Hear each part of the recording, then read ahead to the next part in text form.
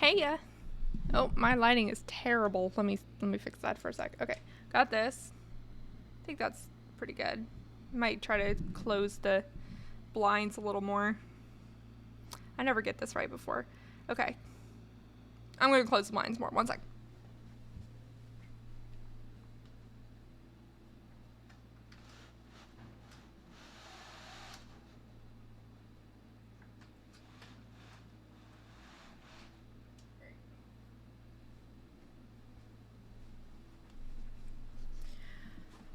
Oh. Hey, Levelhead. Good to see you. Good to see you. Yeah, no worries about taking care of the kiddos. That's important. My place behind me looks like a mess. I was recording my latest recap video right before this, which is why I was late to streaming. So, oh my gosh, lighting's my immortal enemy too, alongside the fact that my neighbors decided today's a great time to tear down their house. So, if you hear construction in the background, that's what's going on there.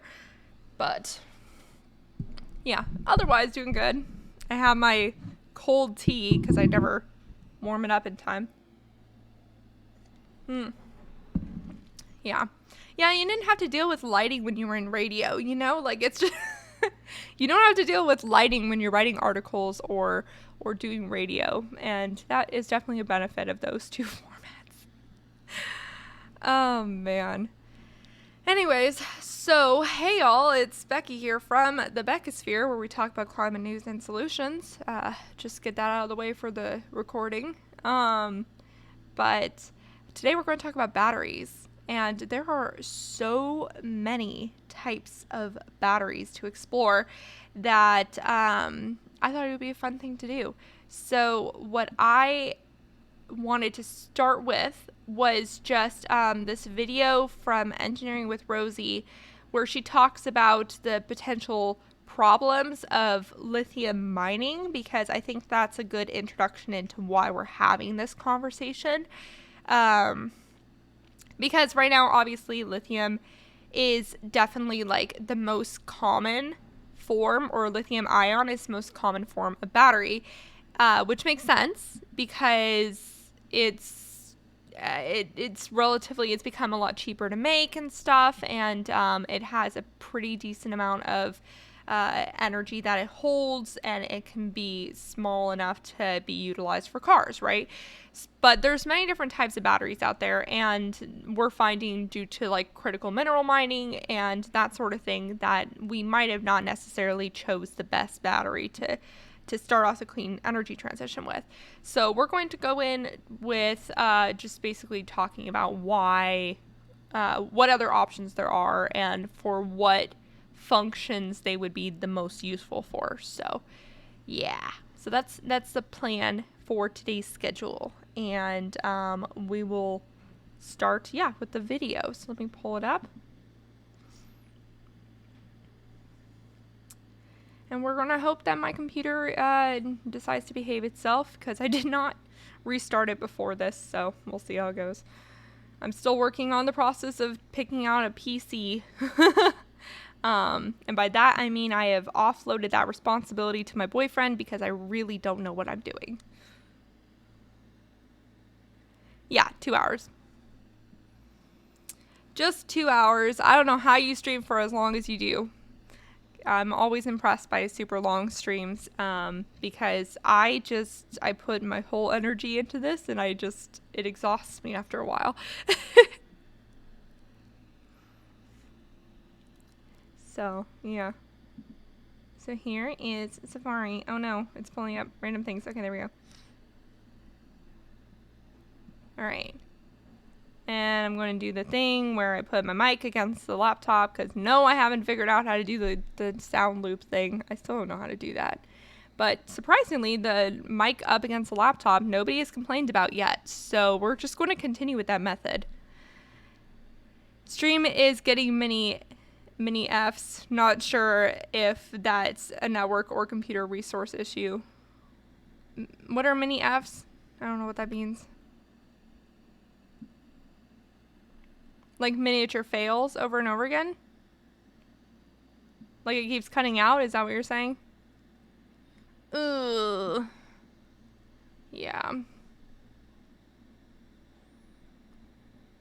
That unfortunately is not terribly uncommon for my streams. Hopefully it's just because I was pulling up the video. Coffee. Yeah, I haven't had coffee yet today, so that's another thing. But yeah. Okay, let's go to the video. Woo! Welcome to Engineering with Rosie. Lithium-ion batteries have been improving our lives since the 1990s. Originally by making music players and mobile phones more portable, and over the last decade, improvements in cost and energy density have enabled the massive growth in electric vehicles that we're experiencing. And as costs decrease further, we're seeing them used more often in stationary applications like grid batteries. As we progress towards carbon neutrality, we're going to need many more EVs and more batteries to support the electricity grid. This projected growth has caused some to wonder whether we're going to have enough lithium to supply the rapidly growing battery industry. Then there is a question of the environmental impact of all this lithium mining and processing, in particular greenhouse gas emissions. The carbon footprint of its battery is by far the largest component of an electric vehicle's total lifetime emissions, and lithium makes up a really decent chunk of that. The total lifetime emissions of... So that's the first mistake. I have Streamlabs. It doesn't... You mostly listen on Twitch anyways, so... Yeah, I think that's mostly the case for a lot of people, which I'm very grateful for, because honestly, I don't think I would have gained as many, like, followers at this point if people weren't mostly listening. Yeah, so far it says 4 mini fails. It has, like, a little thing on the bottom where it just kind of counts how many I've got so far. I don't know if that's necessarily the most accurate, because I feel like sometimes it's more than it says and sometimes it's less than it says, but yeah, right now it just says 4, so we'll see. But again, hopefully it's just the worst when I'm like pulling up things, and it'll be better when I'm like just letting things run, but I'm not sure. Yeah. If it's dropping frames, then it's a network issue. If it says encoding overload, then it's a computer resources issue. I have no idea what it says. It says skipped frames. Yeah. Yeah. Oh, geez. Skipped frames 87% over the last 2 minutes. That's embarrassing. Sometime if you want to do a tech run through, I've learned all this stuff the hard way, I would greatly appreciate that. I think I will. Twitch mod view is the most accurate view count, by the way. Twitch mod view. Like viewing it from like my phone on a platform instead of through the app. Is that what you're saying?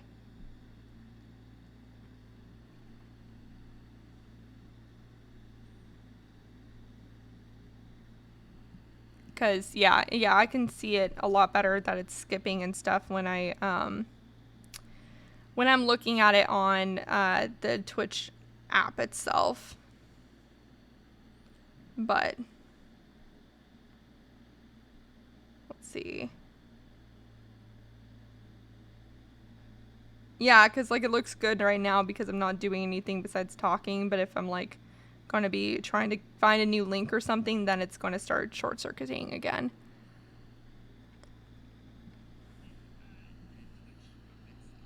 It's also interesting to see how much it lags and stuff. Yeah.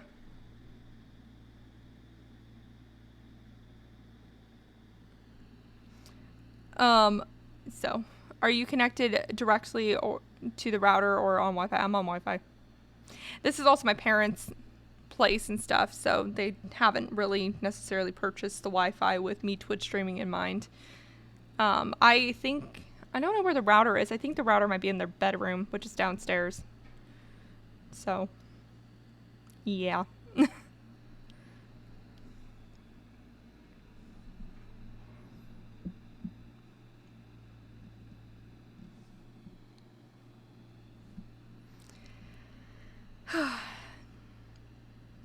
But yeah, sorry, it's probably not going to fix itself anytime soon. I do want to go through the process of like making it better in the way of mod view. Oh, yeah. Okay, so you use. See, also here's another thing though. This is how basic I am right now. I'm currently working all on one monitor, so I can't look at that right now. It's probably going to shut down my computer if I try to do that. I'm looking right now at the Twitch app on my phone, but yeah.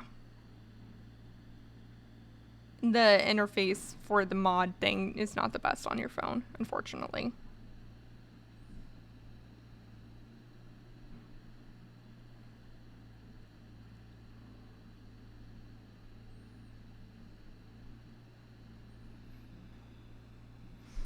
So, anyways, not to let off tech, but I'm happy to help sometimes. Thank you. I appreciate that a lot, seriously. And I will definitely take you up on that. Again, hopefully I'm hoping I will give myself the Christmas present of a PC. So hopefully this problem at least will be a little better when I get a PC going, because I do hope that it will at least make the computer running process better. But and also it will make it so I can actually connect the audio in without having to do like the closed loop or whatever thing. So we'll see. Okay, back to your regularly scheduled video. I think I'm gonna restart it. Why not? Let's give it a little redo. Originally by making music players and mobile phones more portable, and over the last decade, improvements in cost and energy density have enabled the massive growth in electric vehicles that we're experiencing. And as costs decrease further, we're seeing them used more often in stationary applications like grid batteries. As we progress towards carbon neutrality, we're going to need many more EVs and more batteries to support the electricity grid. Thank you. That's so nice of you. I try really hard.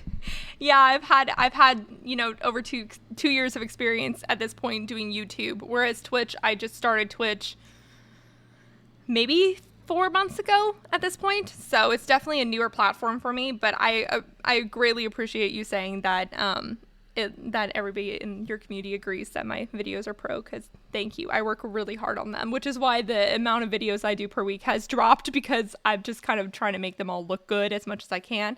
And I'm really happy that my also nice emote and I'm really happy that my COP27 video has done really well. So I'm looking up in the world. It's looking up in the world. Yeah.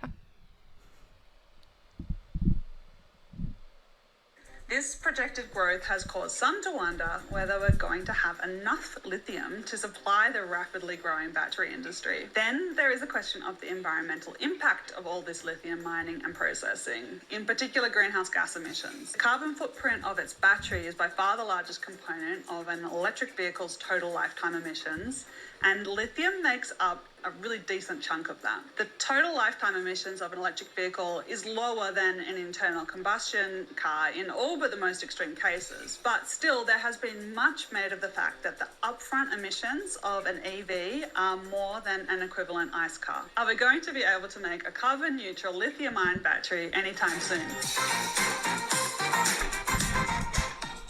Wow, that's so much louder than the rest of her video. Jeez.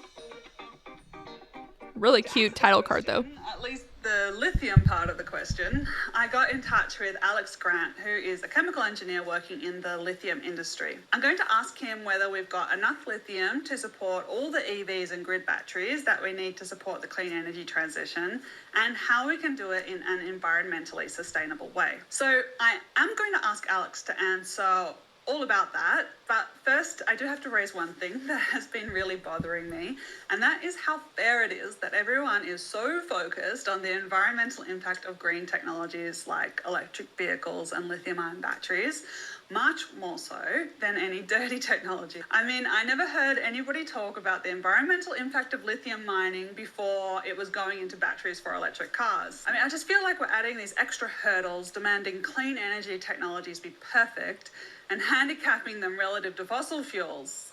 And that means we're delaying the adoption of these cleaner alternatives. So I thought Thank you, Alex might have Levelhead, an opinion and on this. preach, It's a bit of a Rosie. philosophical question, but Alex, like myself, actually have degrees in philosophy. So I want to know his take. Is it She randomly has a degree in philosophy too. Okay, so she has a degree in engineering and philosophy. That is a phenomenal combination. Environmentalist audio. True. Oh dear. the amount of extra effort that the clean energy technologies have to go to relative to the incumbents? I don't know if it's fair to frame it as extra effort, because there are in fact a ton of low-hanging fruit for decarbonization and environmental impact mitigation in process and project development today. I've worked with projects who have never asked how much diesel they would burn over 30 years, right? And just by asking how much diesel they expect to consume, they decide to totally uproot and change around their mine plan to burn 25 to 50% less. So I don't think that they have been asked to do something particularly, out of the way or challenging in that respect. They really are just fundamentally trying to align themselves with the kind of priorities of their customers, right? Like, their customers are making electric vehicles to decarbonize transport. And once an EV is running on low carbon power like hydro or nuclear or solar or wind, the majority of the life cycle emissions of the vehicle is the battery, a large fraction of it. So I think that all those low-hanging fruit should be identified. The construction next to me is literally shaking my house right now. Can we not? Also, they're definitely not doing it in the most environmentally friendly way, I will say. They just destroyed everything. They did not recycle anything in the house next to me, and it pisses me off. I literally saw a couch in the construction debris and in like a stained glass window, and frustrates me. Anyways. And picked, right? Yeah, okay. I have to concede that is a decent point. We need to clean up the future technologies, not the ones that we're phasing out and so will cease to emit anyway. Sure. So back to the technical questions then. We're going to need a lot of lithium-ion batteries in the future. Do we actually have enough lithium to make all these batteries? Well, I have good news, Rosemary. We in fact do. So, 2020's total lithium market was on the order of 300,000 tons per year of lithium carbonate equivalent, which is kind of units. Your mic sounds like a wet paper bag, but it's fair trade organic. Yeah. That's the trade-off when it comes to choosing environmental stuff, that unfortunately it's not always the best quality stuff. So it's kind of like it's an unfortunate trade, which is why it's the best to buy used instead, right? I would like to buy my PC used if possible. We'll see.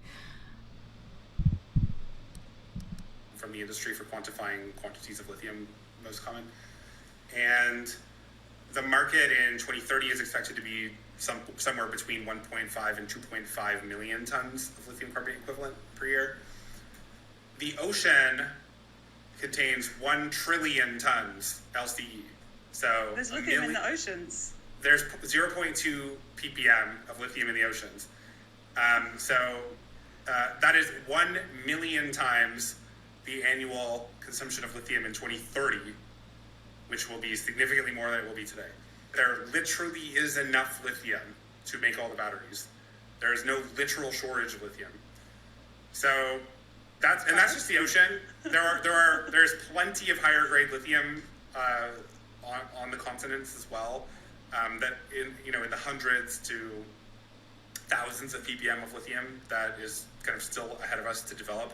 There are a lot of lower grade resources and less pure resources and new types of resources that we haven't had to process historically. However, the industry is, to some extent, meeting the moment and figuring out how to make lithium chemicals from those new resources. So to answer your question very clearly, yes, there is indeed a large quantity of lithium. The question is not, do we have enough lithium to make all the batteries? The question is, how will we make that lithium? What will be the cost of making that lithium? What will be The mic that I currently have is actually a used mic from Carlos through A Difficult Truth. So he sent me this mic for free, which was super nice of him. So I have a used mic technically. And so he's actually the one that added, do you see all the little Pokemon stickers to them? Those were already there from Carlos. So I love Pokemon too. So I was very happy to adopt the Pokemon look. impacts of making that lithium? All right, so there's clearly never going to be an actual literal lithium shortage. But high concentration lithium, like we're currently mining, that is in short supply. So now I want to hear from Alex about how easy it's going to be to decarbonize lithium mining, even as we move towards these lower quality resources. I think to start, it would be helpful to talk about what forms lithium is actually found on the Earth's surface and how it's extracted into the form that we need it to make batteries. Yeah, so lithium can be found in three main families of resources. Hard rock pegmatite resources are kind of crystalline, most usually white, very solid materials that need to be broken up and dissolved to some extent to release lithium in order to make lithium chemicals. Sedimentary clay minerals, well, not all of them are clays, but they're all sedimentary deposited at least, look kind of more like dirt, and they can be dug up and put into water more easily. And lithium is released from those sedimentary minerals kind of with lower energy requirement than for hard rock minerals, which often require calcination or heating up to 1,000 degrees Celsius. And there are very large quantities of sedimentary minerals across the western US and in Serbia and Chile and different places. But no lithium is made from them today, so there's still kind of a class of future resources being developed. And then the third are brines. So a brine is the aqueous product of millions of years of rainwater washing over sedimentary clays and hard rock minerals to make a super high salt content water solution of salts that contains lithium. So those brines are producing large quantities of lithium chemicals globally in Chile, Argentina, a little bit in Bolivia, in China today. And there are a number of hard rock operations, mostly in Western Australia, some in China, a little bit in Africa, and a bunch of projects in development in North America and Europe as well that will produce lithium chemicals. So okay. Those three kind of families of natural resources are all really quite different, and they're all processed quite differently. All right, so that is three very different ways that we find lithium, and vastly different mining and processing needed for each. So which deposits and which mining processes have the highest emissions intensity? I want to know, where do the emissions come from within that? Is it actual chemical reactions, or is it electricity that's used? Is it transport? Is it high temperature heating? And how are these likely to change as we move to lower grade resources? Depends very much on the specific process being used on the specific resource, right? So there is no CO2 intensity of making lithium chemicals. There are many. But in general, in relatively general terms, if you're comparing hard rock, spodumene, hey, Costasecan, processed using calcination and leaching using acid versus brine resources being processed using evaporation, well, high purity brines being processed using evaporation or direct lithium extraction. It is true in a general sense that with a hard rock mineral, the rock has to be mined. So today there is virtually no electric mining equipment available. It's being developed, and it hopefully will exist in the next 5 or 10 years. But today that involves combustion of fossil fuels and combustion of diesel, kind of whether you like it or not. And then those hard rock minerals are often, they have to be crushed, first of all, and then they're usually calcined at very high temperature, which in China involves the use of coal in some cases. Elsewhere will mostly involve the use of fossil methane, or natural gas as some people call it. So that's another major driver of CO2 emissions of processing mineral resources. So in hard rock mineral processes, there don't need to be significant direct emissions that are not fossil fuel related. So it's possible to decarbonize mining and transport. It's possible to decarbonize calcination, actually. So those things can theoretically be decarbonized. The embodied CO2 emissions of reagents can be decarbonized if supply chains are decarbonized. right? There are some hotspots of direct emissions. So if I'm using lime, Slate's lime, for example, right? Calcium hydroxide is made from calcium oxide after reaction with water, and calcium oxide is made from calcium carbonate, which is calcined to liberate CO2 from the carbonate to make calcium oxide, right? So unless that CO2 is captured, that is a direct emission. So any project that's using lime has that direct emission in its supply chain. So yeah, so in general, processes that consume more energy, especially if it's coming from fossil fuels and more reagents, will typically have a higher CO2 intensity, and that drives up the kind of typical CO2 intensity of making lithium chemicals from hard rock to between 12 and 18 kilos of CO2 per kilo of lithium hydroxide monohydrate, for example. For brines, it's a bit of another story. So the lithium is already dissolved in a solution, so you don't need reagents to put it in solution. You don't need to mine anything. You just need to pump it out of the ground and put it in a pond or pump it through a tank. It is possible to consume a lot of energy and reagents in brine processing. It is not necessary all the time, though. But yeah, so brine resources typically produce lithium chemicals with around 5 to 10 kilos of CO2 per kilo of lithium hydroxide monohydrate. So kind of around half of the CO2 intensity of making it from minerals today. All of that's subject to change. Every single process and every single project, every single operation is different depending on the natural resource. Okay, so looking forward, can we get the emissions intensity to zero? Yeah, so how do you decarbonize lithium manufacturing, and how do you potentially get it to 0 kilos of CO2 per kilo of lithium hydroxide monohydrate? I mean, it's the same problem as decarbonization of all of industry, right? If you need power, if you need heat, if you need chemical reagents. Hi, Miss Frizz. Thank you for getting here. I'm sorry I was giving you such grief. The problem is to decarbonize power, decarbonize mining, right? Build brand new mining truck and mining equipment products to be used in lithium and nickel and cobalt and graphite and all other mining industries, really. And to make deliberate technical decisions to favor decarbonization, because usually decarbonizing a process is aligned with lowering costs. It's usually not the other way around. Operating costs, I should say. Usually higher capital expense, I'll admit.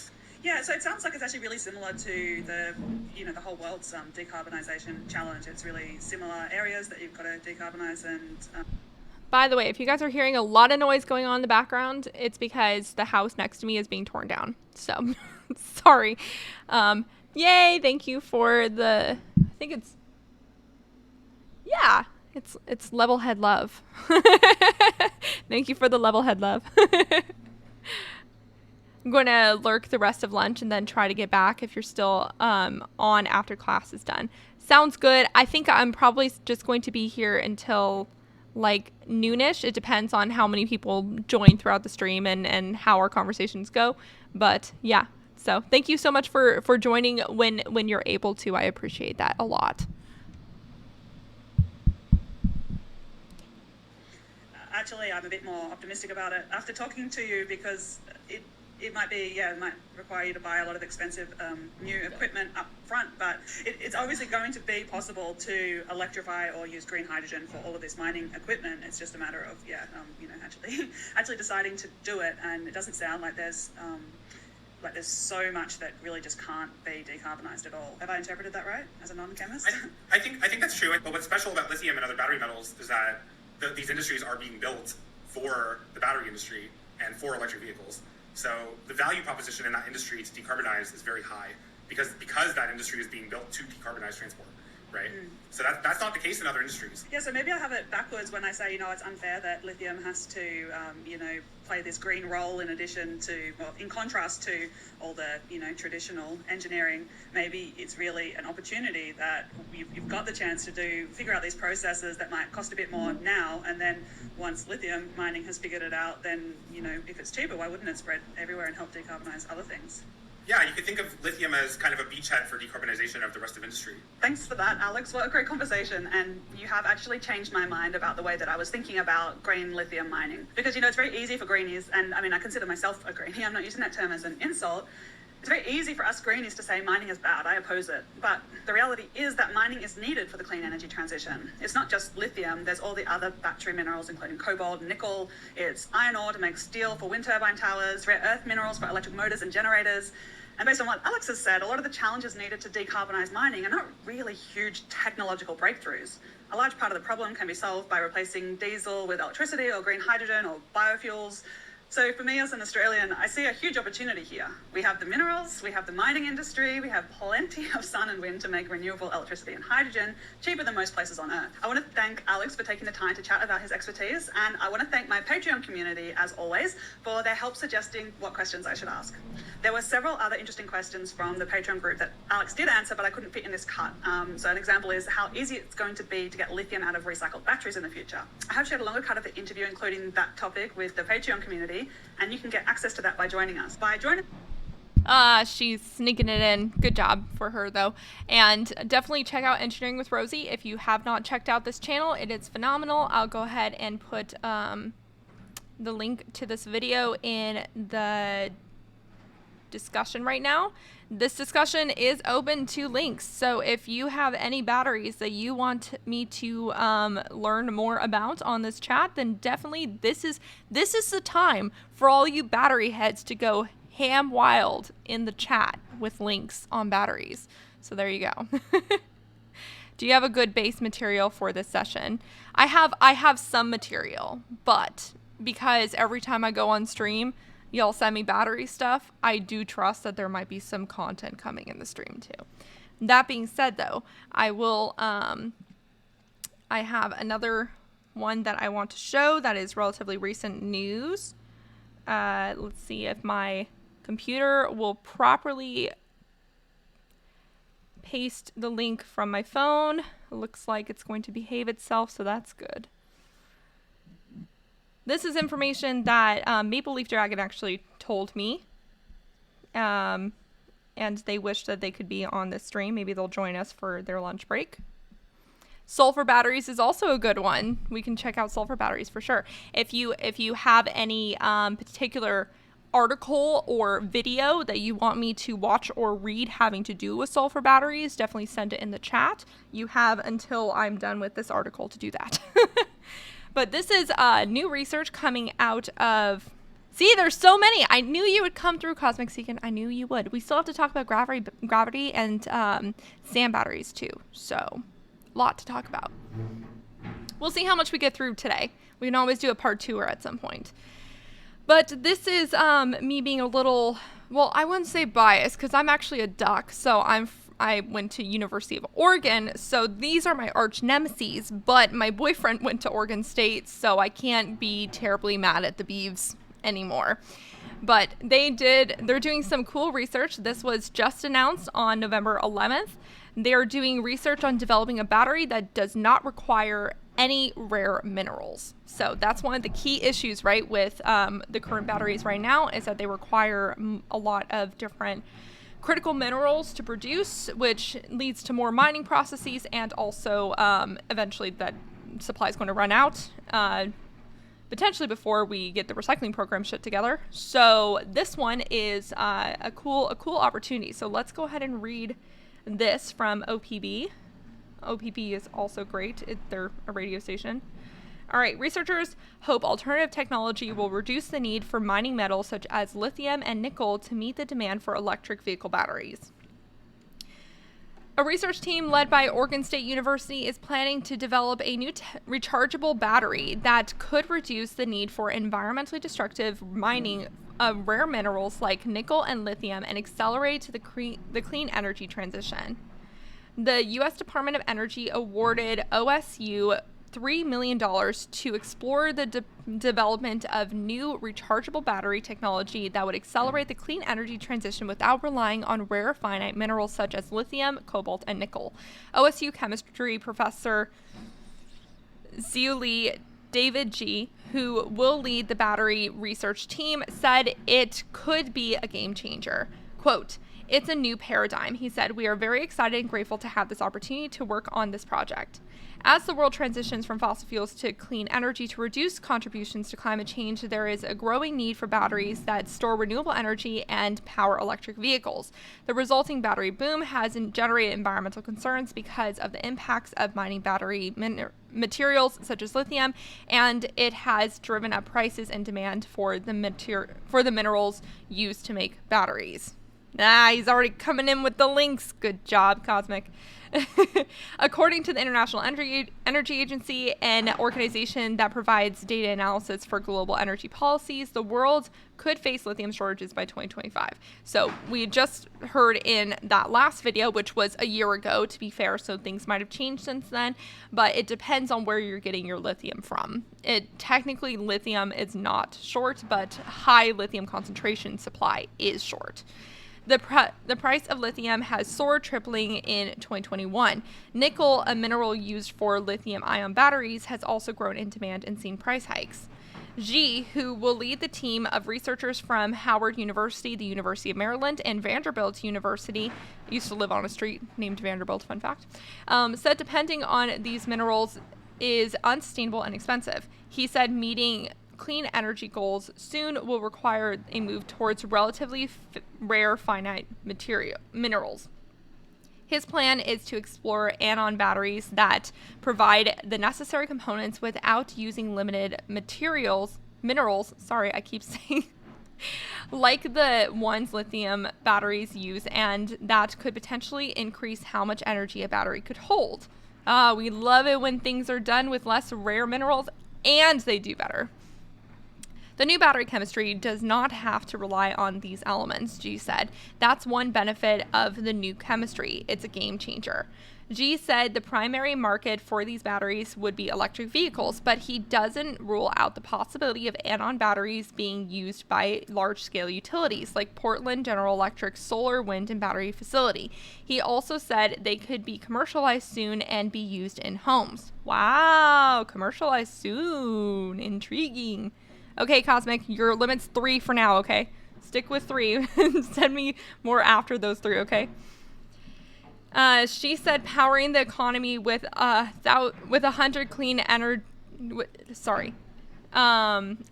That's something that Meredith Connolly, executive director of the environmental nonprofit Climate Solutions, is looking forward to. She said powering the economy with 100% clean electricity from wind and solar is a key part of reducing fossil fuels, and batteries are a critical part of achieving a clean energy transition.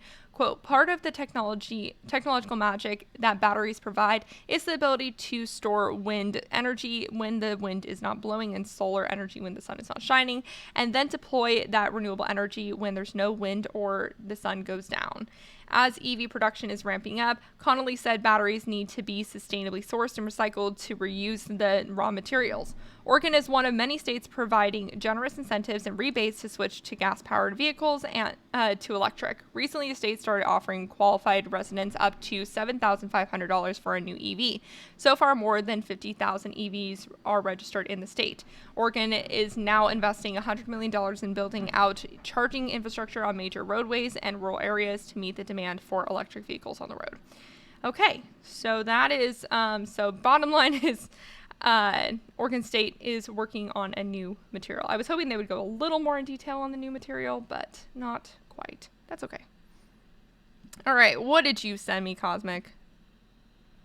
What did you send me? I bet you it's a just have a think, or it's an engineering with Rosie. I bet it's a just have a think. And the answer is...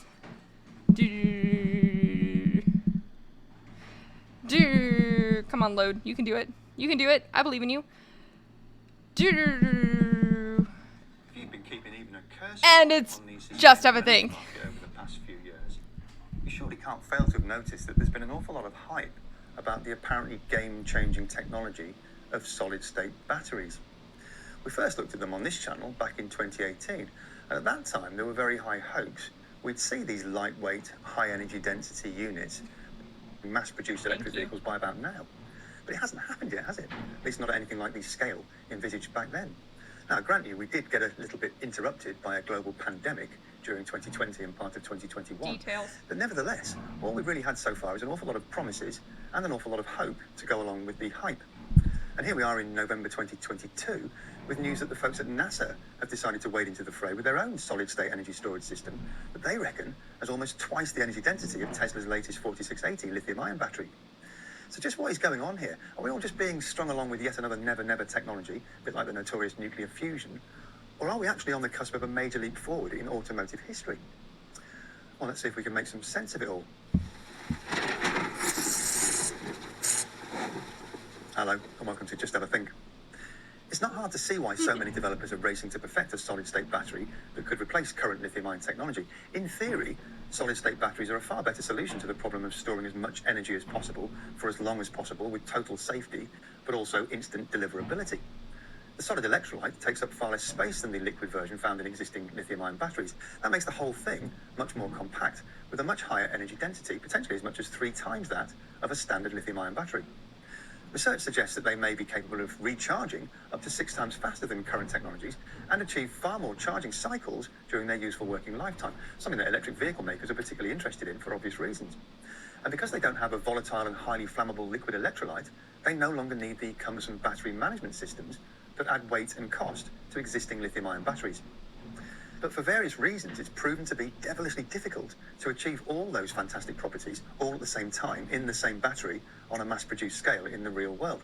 So nailing the solid-state battery conundrum remains an enticing technical challenge for the science pods to sink their teeth into. If they do manage to iron out all the wrinkles, though, and get these things into the mainstream of automotive production and quite possibly all sorts of other energy-hungry applications, then it'll really be a major step forward for those industries. A recent report by market analysts Straits Research projected that the market for existing solid-state batteries, which are currently used in a few niche applications outside of the automotive industry, is set to rise to just over $2 billion a year by 2030. But if solid-state batteries could be commercialised for EVs in the next couple of years, then that projection shoots up to more than $13 billion by the end of the decade. And there are some pretty big names in the mix, including industry behemoths like Bosch and Toyota, as well as specialists whose names may be very familiar to you, like QuantumScape, Prologium, and Solid Power. So I suppose the obvious question has to be, what makes NASA think they can muscle in on an already very competitive space?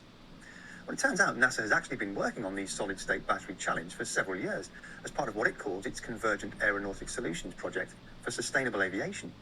And in keeping with our modern predilection for snappy acronyms, NASA's battery project has been given the title of SABRES, which stands for Solid-State Architecture Batteries for Enhanced Rechargeability and Safety. The initial focus of the project was to provide electric... There's no way you guys didn't hear that one. It sounded like it was almost in the house. Sometimes I feel like they're trying to break down my door. Jeez. Anyways. for vertical takeoff and landing vehicles, or eVTOLs, which some believe may well turn out to be the urban air mobility solutions of the near future. Developing an energy storage system that can meet the rigorous safety and performance criteria of the aerospace industry is a huge challenge. NASA's own preliminary systems level analysis kicked up 5 key priorities that will have to be optimized for any successful implementation of airborne battery systems. The best EV batteries available today could probably meet the power and scalability requirements, but they don't quite cut it when it comes to energy, safety, or packaging design. According to their own publicity, which we'll just have to take at face value for the purposes of this video, NASA reckon their SABRES concept meets all 5 key performance criteria with a solid-state architecture that uses a high energy density and high power density sulfur-selenium cathode in conjunction with a lithium metal anode. That combination apparently optimizes the energy to power density ratio, which NASA says can then be tailored to each specific application. The cathode uses a patented NASA technology called holy graphene technology, as holy with an E, as opposed to some kind of divine manna from heaven. NASA's holy graphene provides a highly conductive, ultra-lightweight electrode scaffold. The 2 electrodes sit either side of a solid-state electrolyte, which is a safe, non-flammable alternative to the highly flammable liquid organic electrolytes currently used in lithium-ion batteries. Self-combustion of lithium-ion batteries is rare, but it can happen. If it's the phone in your pocket or even the battery pack in your electric vehicle, it may be quite a shock, but you've still got a decent chance of reaching safety while you watch your beloved investment burn to a crisp. There has been so many lithium fires in the Moss Landing Marine Lab, not Marine Lab, Moss Landing Power Facility that's like not far from me. There's been, I think they've had at least 3 fires, and they're like the largest lithium battery facility in the world. So that's a little concerning.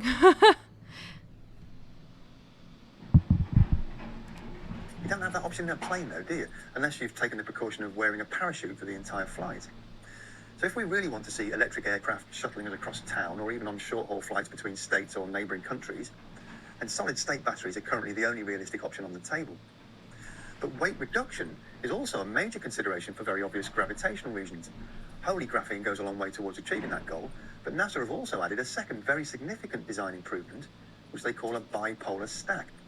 Instead of housing each individual battery cell inside its own steel casing, as liquid electrolyte lithium-ion batteries do, all the cells in NASA's battery can be stacked vertically inside one casing. That not only keeps the weight down, but it also reduces the number of interface connections for each cell, and it minimizes the cooling requirements.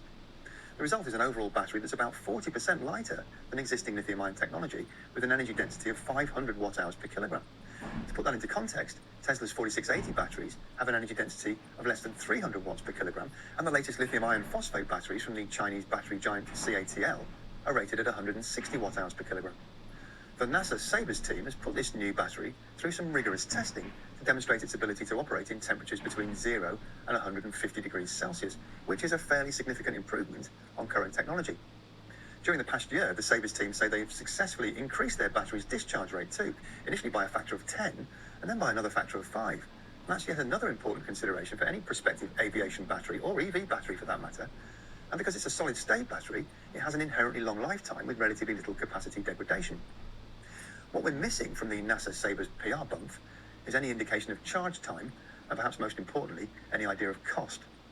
Nevertheless, NASA's principal investigator for the Sabres project, Rocco Vigiano, said Sabres continues to exceed its goals. We're starting to approach this new frontier of battery research that could do so much more than lithium-ion batteries can. The possibilities are pretty incredible. So they're clearly cock-a-hoop about their new technology. But as usual, it's not yet being produced at commercial scale, and probably won't be for several years. So what about the rest of the bunch? Well, it's certainly a busy field of play, that's for sure. Toyota are leading the way with more than 1,300 design patents, followed by Panasonic, who registered a further 445. In 2021, they teamed up to give us a fleeting glimpse of what appears to be a solid-state battery prototype EV, with full production slated for 2025. Honda's hooked up with LG and invested $4.4 billion in a US-based battery plant, which will come online in 2024 to potentially provide power for their EVs by the latter half of the decade. Nissan recently announced their own prototype solid-state battery production facility, with a goal of bringing a vehicle into full production by 2028. QuantumScape has bagged more than $300 million from Volkswagen to develop what they regard as a market-beating solid-state technology that contains a solid ceramic electrolyte and no anode at all, which they say overcomes many of the problems experienced by competing solid-state battery designs. They've also now struck a deal with the German and US-owned energy company Fluence to develop solid-state batteries for stationary storage applications. BMW and Ford are backing the Colorado-based startup Solid Power, who specialize in sulfide-based solid-state batteries. Solid Power's now finished installing a pilot production line at their Louisville factory that will supply batteries by the end of 2022 for the automakers to begin testing. Mercedes-Benz has chosen the Taiwanese solid-state battery startup Prologium to develop prototype batteries for its EV range. Prologium plans to launch its first 3 gigawatt-hour production plant in early 2023, and Mercedes hope to get the new batteries into their vehicles by 2025. It's impossible to delve deeply into the pros and cons of each of these technologies in a single video, but there is one common denominator that unites them, and that's the cost of all solid-state batteries, which is currently way higher than existing lithium-ion technology. Most significantly, replacing a cheap graphite anode with lithium metal will not only be expensive, but also quite challenging from a resources point of view. Silicon may well prove to be an alternative, though, and there are other possibilities currently in development in various labs around the world. Meanwhile, the market leader in all things EV, Tesla Motors, seems to have pinned their future production plans firmly on their 4680 lithium-ion battery, and the world's largest EV battery maker, CATL in China, reckons it'll be at least 2030 before we see solid-state batteries in any mass-produced electric road vehicles. So right now, the future looks about as clear as mud. I think it's probably safe to say we'll see solid-state batteries come into commercial reality long before the other never-never technology of nuclear fusion, but that's not setting the bar awfully high, is it? Right now, though, the hype is probably a little premature, so I'll be taking any revolutionary, game-changing breakthrough technology announcement with a heavy pinch of salt for a little while yet. But what's your view on where we're at with solid-state batteries? Do you think the market analysts have got their 2030 growth projections about right? Or do you think it's more likely we won't see these things even start to come onto the mass market until next decade? As always, leave your thoughts in the comment section below, and I'll be interested to see what the consensus is. That's it for this week, though. If you've enjoyed this video, then Thank you very much, Dave, for that video, and thank you, Cosmic Seekin, for giving it to me. I think it's a really cool technology because, again, I think the fact that it's more energy dense is a cool potential for just like making the vehicles lighter and then just increasing the benefit of the how long they can go for without another charge. So that's really cool. Now, before we get into another one of the videos, I have another link that I want to share. So let me do that real quick. Kind of split up between doing videos and doing articles. Okay. This was another one that was recommended by Maple Leaf Dragon, so they're here in spirit.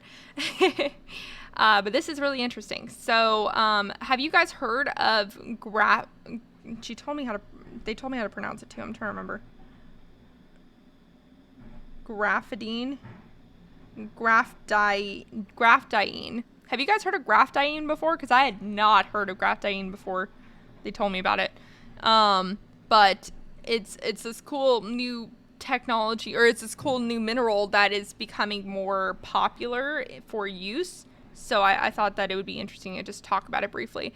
So the graphene market size is estimated to reach a value of $45.8 million by the end of 2027, after growing at a CAGR of 10.5% during 2022 and 2027.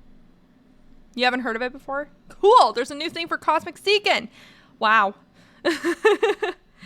Graphdiene is a carbon allotrope with a 2D structure. In a 2D planar network, graphene comprises sp and sp2 hybridized carbon atoms that form benzene rings and diacetylene connections. It can form a 2D hexagonal allotrope with boron nitride. It is available in different structures like nanotubes, nanowires, nanoribbons, and nanosheets. Graphdiene, like carbon nanotubes, serves a purpose in various prototypes in nanomaterials. Its unique sp2 carbon atoms, uniform pores, and highly conjunctated structure have promising applications in gas separation, catalysts, water remediation, humidity sensors, and energy-related fields. Graphdiene interacts with metal ions, and its property has a wide variety of applications in different industries, which is boosting the global graphdiene industry. So I just thought that was interesting. So key takeaways: industry ARC report on graphdiene market highlights the following areas. Asia Pacific is the fastest growing region of the graphdiene market. The growth is mainly attributed to the increased demand from energy and power industries. Electrical and electronics is expected to be the significant segment, owing to the surge in demand of graphdiene in transistors and electronic devices. Graphdiene plays an important role in several industries, specifically in water purification and solar cells, which is expected to provide significant growth opportunities for the global market. Yeah, so cool. Anyways, just something to be aware of, because I think we're going to start hearing about that material more often. So yeah. And they said possibly quantum batteries, used for quantum batteries, high-speed charging, long life, extremely stable. Low energy water splitting is very important. Exactly.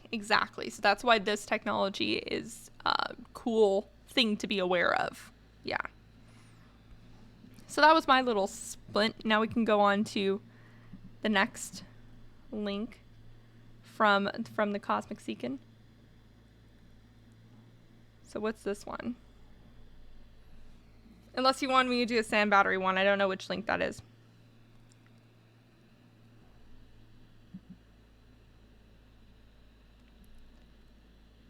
Which one is this?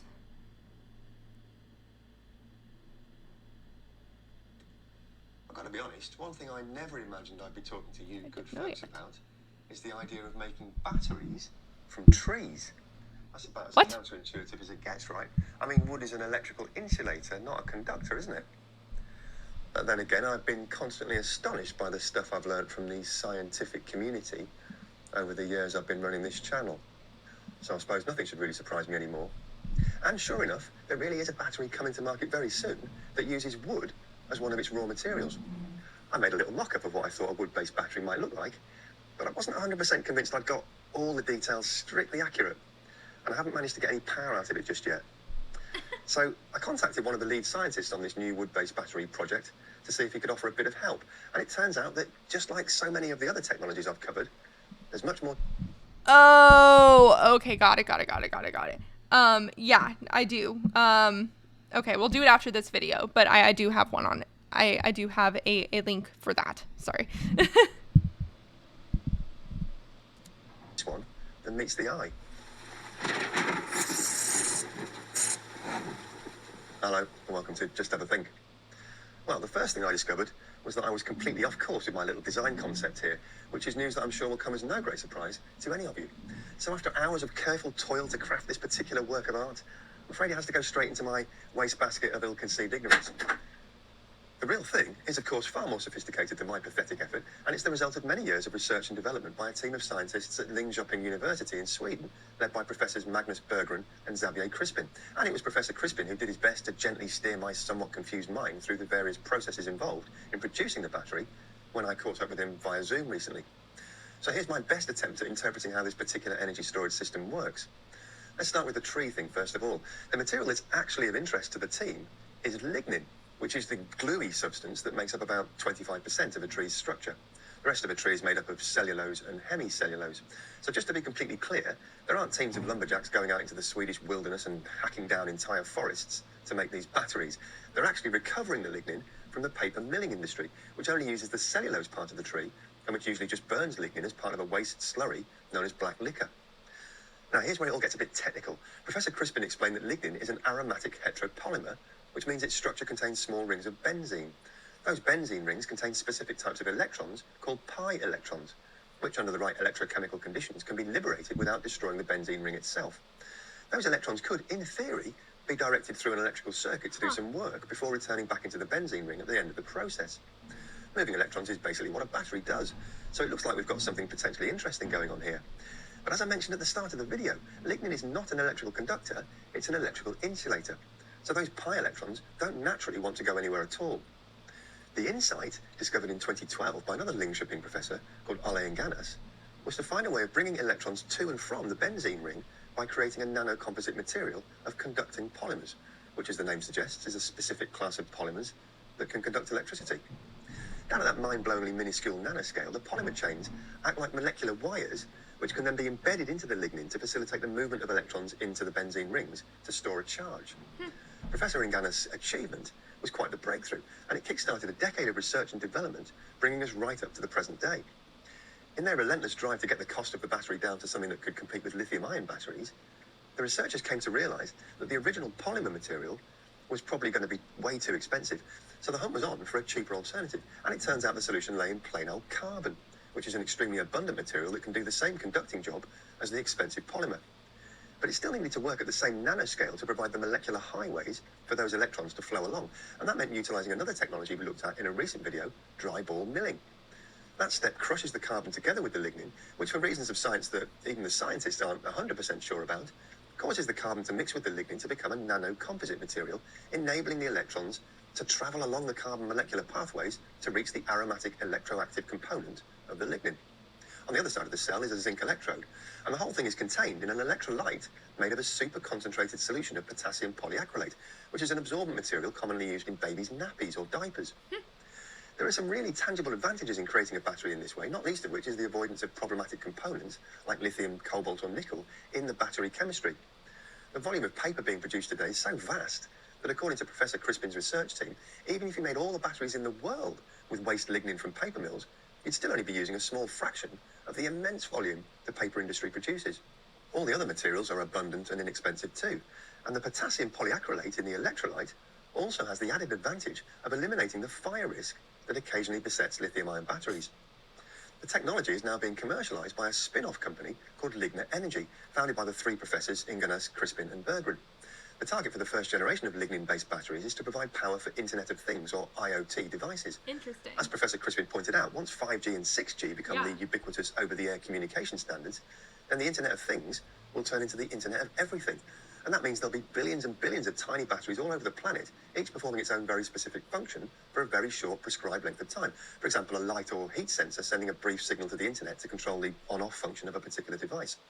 All those sensors and signals need power, which will need to be provided by a battery. The goal is to use lignin-based batteries in a concept known as zero-energy devices, first proposed by the Swedish telecommunications giant Ericsson.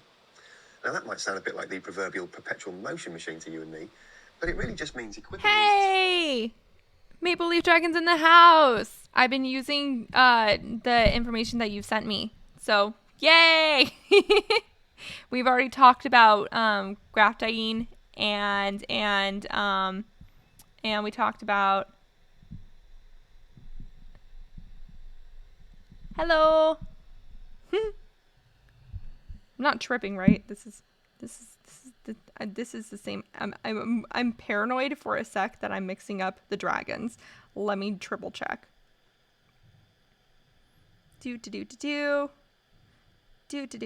No, it's you. I thought so. But yeah, so we've been talking about, we talked about graphene, and then we also talked about OSU's new research that they're doing. So using what points you gave me, now we're talking about using like resin basically as a way kind of to produce a non-critical mineral needing battery, which is insane. That would be so cool. As long as it does not result in more deforestation, of course. Machines with their own small solar cell that can recharge the unit's battery. That means the battery can be much smaller because it doesn't have to carry the energy capacity to last the lifetime of the device. And it means you never need to replace the battery either, because it gets a continuous supply of energy directly from light. Ligna Energy is working with another Linköping University startup company called Episheen, who are using roll-to-roll printed technology to produce long films of flexible plastic solar cells using conducting and semiconducting polymers that can be processed from a solvent. It's an incredibly cheap and efficient way to produce the huge volumes of light energy harvesting devices that will be needed in the coming decades as we move towards a world where every appliance and almost every surface we interact with will have some kind of sensing and measuring technology constantly pinging data back to a centralized internet-based controller designed to optimize energy efficiency. To someone of my vintage, it's really the stuff of pure science fiction, but nevertheless, here it is in real life, about to arrive in all our lives in a very big way. But Ligna Energy doesn't want to stop at tiny devices. They see no reason why lignin-based energy technologies can't be used at the other end of the scale for energy storage on national electricity grids to complement or even compete with existing lithium-ion battery banks. Wow. There is still some development work to do before they reach that lofty goal, though. The potential difference across each cell is currently about 1.3 volts, and the energy density is currently about 40 watt-hours per kilogram, which is similar to lead-acid batteries, but without the toxic lead content, of course.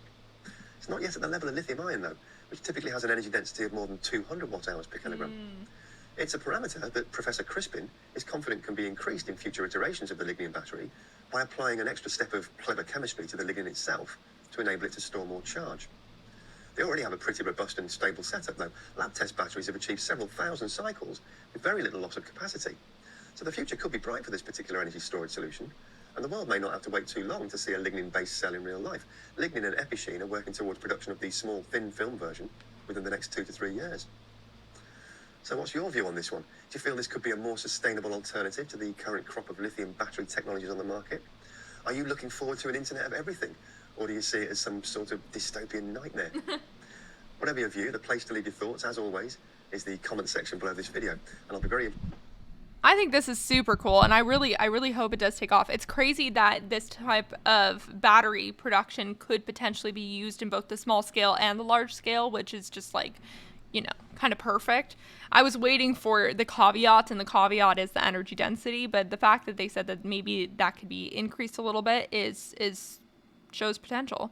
So, wow, another really cool battery form to keep an eye on.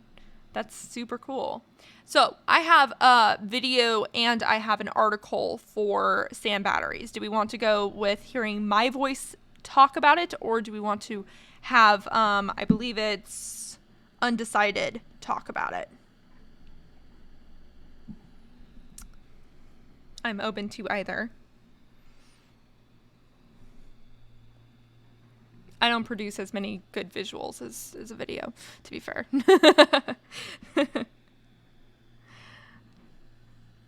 Well, let's see. I think, actually, you know what? I think we're going to do both because one of them kind of, yes. Thank you. You're so helpful.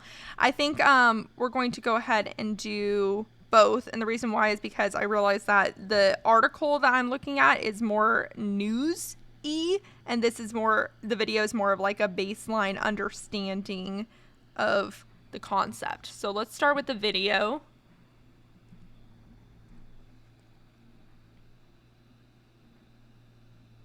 Doop-a-doop-a-doo. Yeah, 6G network will be like every building and likely attach storage cells to feed large area solar cells. Interesting. Yeah, dude, boy, the internet, the future's now, folks. Like it's just crazy to me how I'm excited for the internet of everything. I think it's a good thing. I think, you know, it's This video is brought to you by Aura.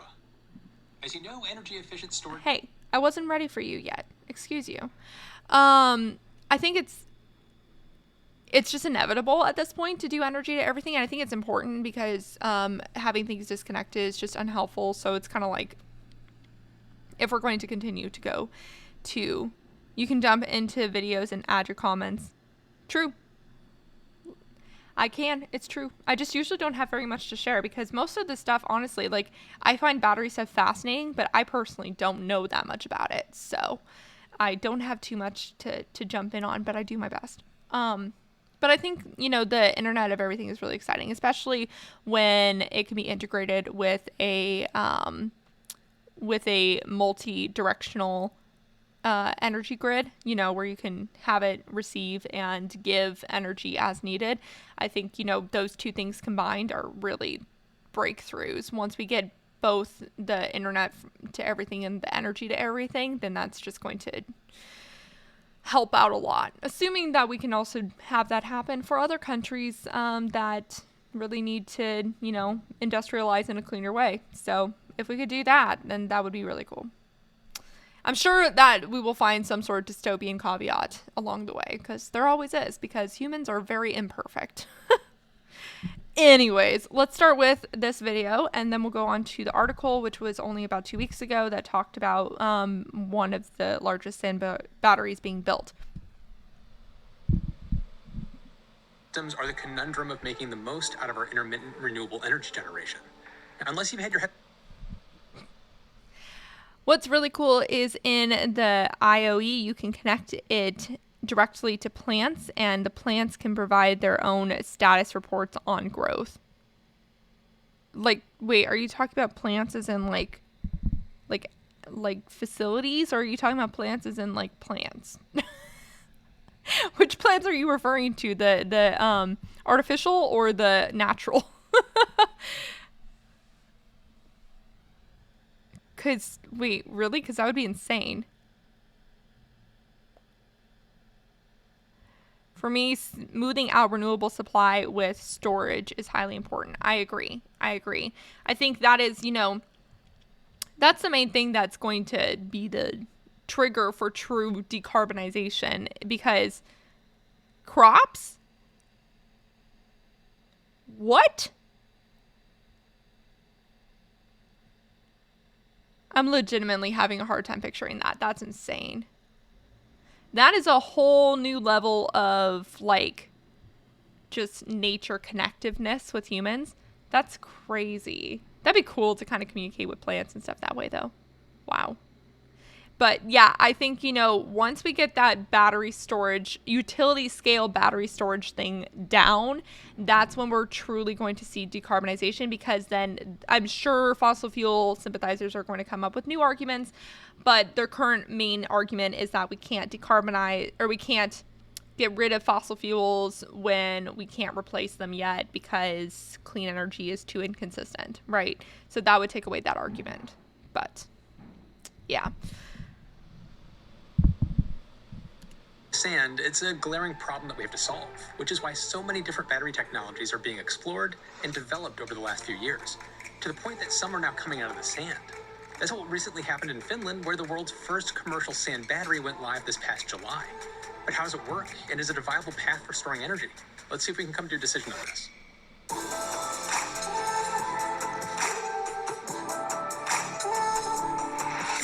Before digging into the sand battery, we should first warm up on some background on thermal energy storage, or TES, which is the technology behind this new invention. Now, if you watch my videos on a regular basis, you've probably noticed that I'm on a bit of a hot streak recently. Now, I've talked about some heat storage before with phase change materials and molecules, as well as concentrated solar power plants. Chemical storage isn't the only option we have to stock up on renewable power. You can convert renewables into heat and store that instead. In other words, you could have a thermal or heat battery. But why should we care about storing zero carbon heat? Well, according to the Energy Information Administration, or the EIA, heating along with cooling and ventilation accounted for 46% of US buildings' energy demand in 2021. Yet this power comes from dirty sources. Over 50% of new American homes still rely on natural gas for space and water heating. Also, based on a recent study, warming up water in houses and offices and fueling low-temperature industrial processes, such as brick and food drying, releases about 10% of U.S. energy-related CO2 emissions. So you can see why developing more thermal storage units will reduce the reliance on fossil fuels, which can also help shrink the climate impact of our heat consumption. So how does this technology work? Well, sensible heat storage is currently one of the most widespread TES solutions. Basically, you heat up a liquid or a solid material by harvesting wind or solar energy during the day or in the summer when there's plenty of it. Now, the typical way of doing this is to pass electricity through a heating element in contact with your storage material. And to discharge the heat, you simply lower the battery temperature by piping in cool air. Your heat transfer medium can be something as simple as water or more complex compounds like molten salts, which are typically integrated into concentrated solar power plants, or CSP, just like I covered in a previous video. One of the main reasons we need to develop more energy storage facilities is to minimize curtailment for renewables like solar and wind. That's when we have more energy output than demand. A good example of that is when you see wind turbines standing still on a windy day. They've been turned off because there's no demand for the energy that's being generated. As predicted by the Australian Energy Market Operator, over 20% of renewables will be curtailed by 2050. That's why TES systems could play a role in getting us out of hot water. The Sweden-based utility Vattenfall will soon fill up a 45-meter or about 150-foot high tower with water in Berlin. And fun fact, the volume of water sitting in their tank would fill up 350,000 bathtubs. Although I don't think you'd want to take a bath in this tank. Their battery is next to a power-to-heat plant that harvests spare wind energy from the grid to heat up the water to just under 100 degrees Celsius or 212 degrees Fahrenheit. And it's expected to be up and running in April of 2023. Their giant thermos will keep water hot and supply it for up to 13 hours when needed. And this sounds promising, but what if we could clean up our dirty heat by using dirt? Before we get to that, though, I'd like to thank Aura for sponsoring this portion of today's video. No. Go away. Sign up for a free trial today for supporting the channel. We added a new toy to the heated. He is back very to this funny dirt today. Solution. Recently, the Finnish startup Polar Night Energy added a new toy to the heated sandbox. A 23-foot tall or about 7-meter steel silo containing 100 tons of low-grade sand and a bunch of pipes. But they're not using this storage medium to build a sandcastle in the Finnish polar night sky. After running a 3 megawatt-hour pilot in Tampere to heat up a couple of buildings, the startup fine-tuned their design and scaled it up. Teaming up with Vanyankoski, which is Kakanpa's district heating network operator. How many times did he have to practice pronouncing that? Because I would have practiced pronouncing that for like an hour, and then as soon as I start recording, I would immediately forget how to pronounce that. I have a problem with remembering how to pronounce things. So good on him for pronouncing those words. That's all I have to say.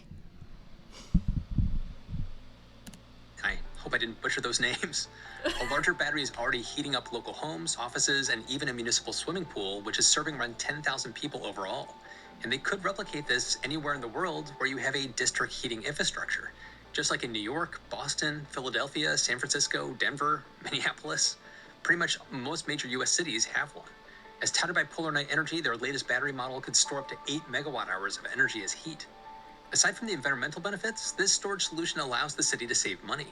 Winter over there seems never ending, and Finnish temperatures can be nearly as low as those in Alaska. As you can imagine, the huge heat demand during the long cold season translates into high costs. On the other hand, the sand battery will store clean power during the summer when it's readily available, and then reuse it during the long winter when there's little sunshine. That's why digging into it is financially handy. Nowadays, this would have a higher impact than ever. In fact, after a recent payment dispute last May, Russia froze their gas supply to Finland, so you can probably see why they need a lot of low-cost heat to keep themselves warm. Local governments are pretty pumped on the idea and want to make it 1,000 times bigger. But how did Polar Night Energy turn a sand-filled tank into a heat-storing battery? While being connected to the grid, the battery receives excess solar and wind-produced electricity at... Justin! Hi, Justin. How's it going? How you doing? What's up? Welcome. We're talking about batteries. Specifically, a battery made of sand right now, so. input. Then this is converted into heat and transferred to the sand. To be more specific, the renewables power a resistance heater, which heats up the air, which is then circulated around the sand through a series of pipes. Now, although it may sound complicated, their heat generation relies on resistive heating, which is basically how common appliances like toasters work. As claimed by the startup, their reservoir is well insulated from the outer environment, which minimizes heat losses over time. Reaching temperatures of up to 600 degrees Celsius or over 1,000 degrees Fahrenheit, their sand-based unit could retain heat for months. When it's time to deliver it, you just blow cool air through the pipes inside the hot sand bed. The end result you have coming out of the system is hot air that can produce greener steam for industrial processes, heating public water or homes. Now, clearly, something as simple and safe as sand to store green power is hot stuff. But how's it compared to other storage? Boo! Hiss. He's so punny today in this video. That's so funny. It's coarse, rough, and gets everywhere.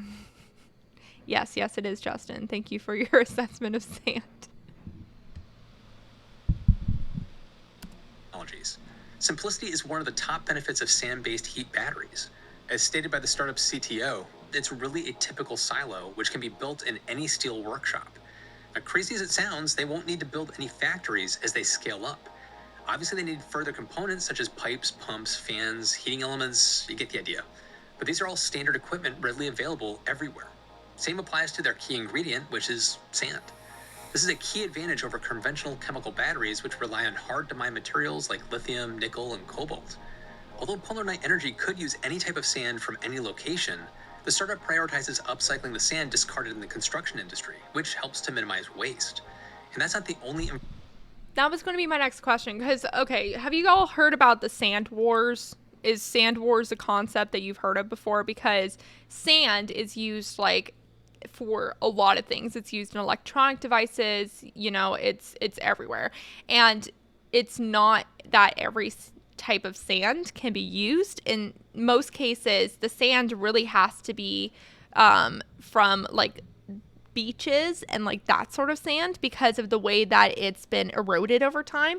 Desert sand is a lot more like smooth, and so it doesn't... If you've ever walked in like desert sand versus ocean sand, desert sand moves away from your feet a lot easier than ocean sand does, and that's because of the way that the sand grains are shaped, right? It's more like smooth sand, mineral sand pieces, particles, you know what I'm saying, versus the ocean one, which is the way that the ocean has molded it. They're more like sharp edges, so they stick together easier. So a lot of the electronic devices require the ocean sand, and that has resulted in people taking sand from other countries' beaches, and so sand wars. And so we're actually seeing erosion from different beaches due to people taking sand away for electronic use. So it's really cool to see that they can use something as simple as like construction sand. I was worried that maybe it would just create a demand for more of that same type of sand, which would be problematic. Yes. They could increase the efficiency if they use something like pure atmospheric nitrogen too. Oh, interesting. Starship is good at building big tanks. Old solid rocket boosters would be great sand tanks. Oh, yes, even more recycling. So you put recycled construction sand into a recycled rocket booster. That would be really freaking cool. Also, it'd just be cool to look at too. It's the erosion over time. Yeah. So exactly. Yeah, it's the erosion over time. Whereas like I think the sand like from the ocean, I don't know, it just doesn't have as much time to be eroded, and it's eroded by water and tumbling, whereas sand from the desert is eroded from other sand particles. So, yeah. They can use crushed rock, too. Interesting. Yeah, electronics need fine silica. Exactly. Yeah. This was information that I learned like years ago, so I might not get all the facts quite right, but I do remember that sand war is a thing, which is insane, and now there's sand batteries, which is cool. So sand.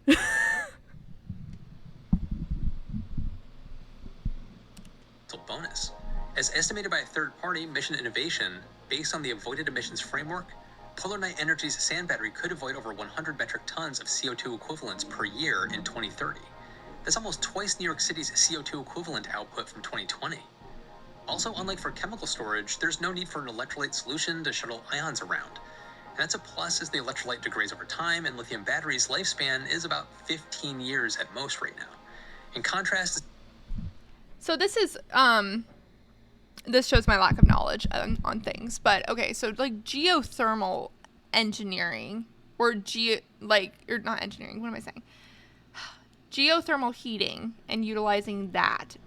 The sand battery almost sounds like it's kind of a makeshift version of that when using geothermal mechanisms is not readily available. Are those kind of similar, because both of them kind of, store in heat for months and then allow for like heating of buildings and stuff like that? So are those kind of similar in a way, but like this is like makeshift and can be done anywhere? And then also the other question is that could this form of battery then be utilized well for like heavy industry, where a lot of the main issues is that it requires high heat to produce like cement or aluminum and that sort of thing. So like maybe these sand batteries could be used for helping the heavier industries decarbonize.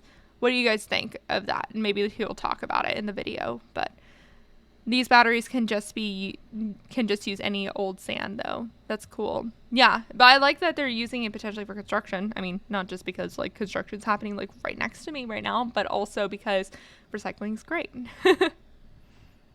Sand battery is kind of like geothermal, but the heat source is renewables. Yeah, exactly. Okay, yeah. So I'm not completely off track by that thought process. Okay, interesting. Filled insulated tank designed by Polar Night Energy can withstand high temperatures without losing its heat retention capacity, and as the company claims, it can last for about 50 years. That's impressive. That claim seems very reasonable given the materials and the components that are in use. In addition, while lithium-ion batteries' current sweet spot for cost and energy storage is around 6 hours, the sand battery device is suitable for seasonal storage. Nonetheless, there is a scalding potato cooking underneath the heat-ridden sand. You won't get green electricity out of these devices. I mean, in theory you could. You can use that stored heat to drive a steam turbine, but that would add an extra step biting into the round-trip efficiency, drastically reducing it from 99% to 25%. Now, this is miles away from lithium-ion batteries facing only a 5% energy loss during their operation. So rather than turning it into electricity, it would be more environmentally and economically suitable to use the renewable heat as is. For instance, we could tap into it to replace natural gas-fueled boilers for warming up our buildings.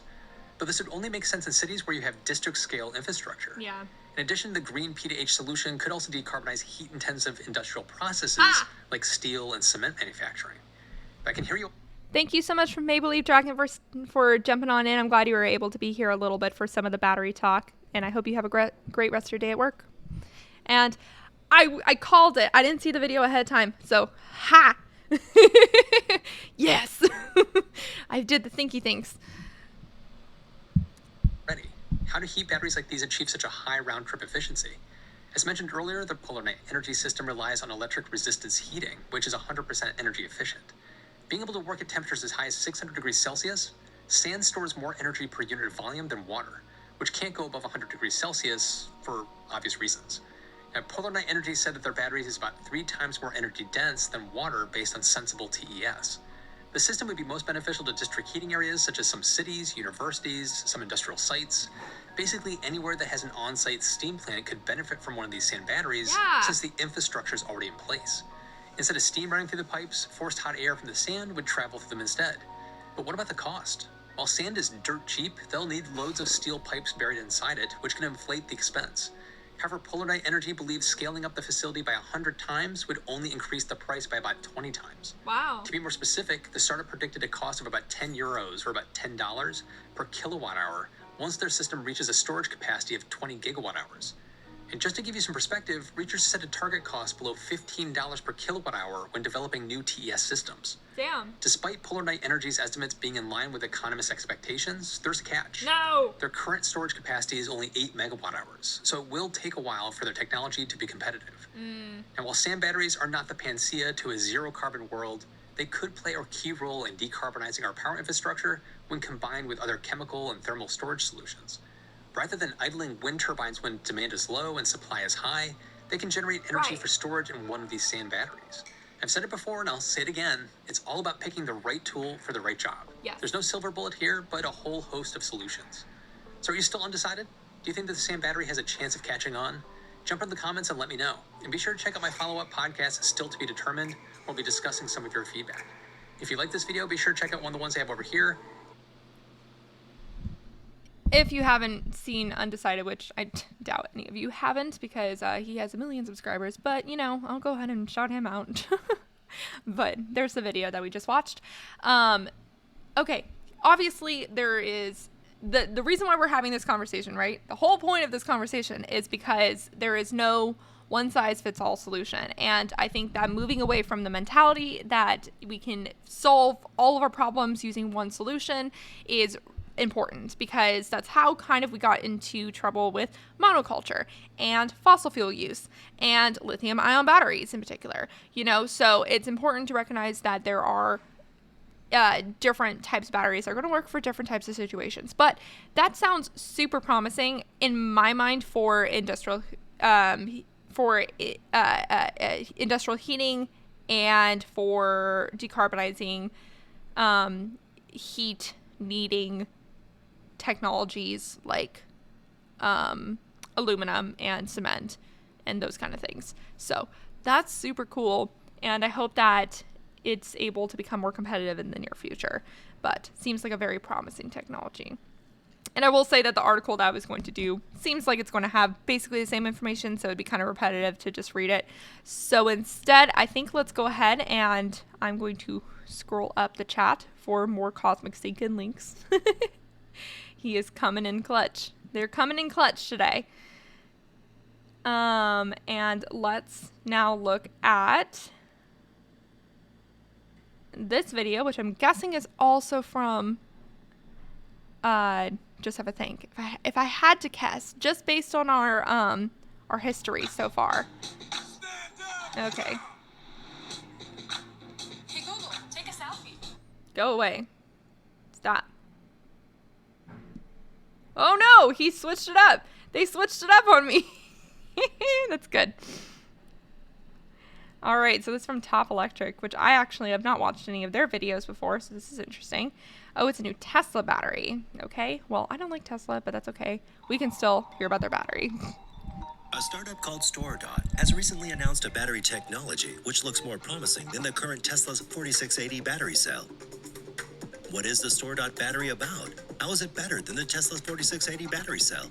Does it promise increase in range and decrease in electric vehicle costs like Tesla's 4680 batteries? What about partnership between them and Tesla? Here is everything you need to know about the StoreDot battery technology. Yeah, energy efficiency is definitely a whole other conversation. See, there's so much within this conversation to talk about too. Tesla's new battery technology, the 4680 battery format, promises a step forward in electric vehicle capacities with increased range and less cost for electric vehicles. But the battery didn't fix one major critic with electric vehicle, the charging time. And also, the automaker isn't ready for large-scale production of the battery just yet. But the Israeli company StoreDot thinks it has the answer to one of electric vehicles' criticisms. So it has developed an ultra-fast charging 4680 battery cell to prove this to the world. StoreDot has chosen to focus on the problem of range anxiety, which includes the issue of how long it takes to recharge an electric vehicle battery, and also battery lifespan. The battery company claims that its new battery technology can extend the lifespan of batteries, making them highly effective, not during the vehicle lifespan, but also for second life applications, such as empowering electric grid and energy storage. The key to increasing battery lifespan is partly in the design of the battery chemistry, and in particular, the anodes. StoreDot claims that the company obtained the ultra-fast and durable battery cells by combining electrochemistry systems of the company's silicone-dominant cells to ensure there's a minimal drop-off in performance as battery ages.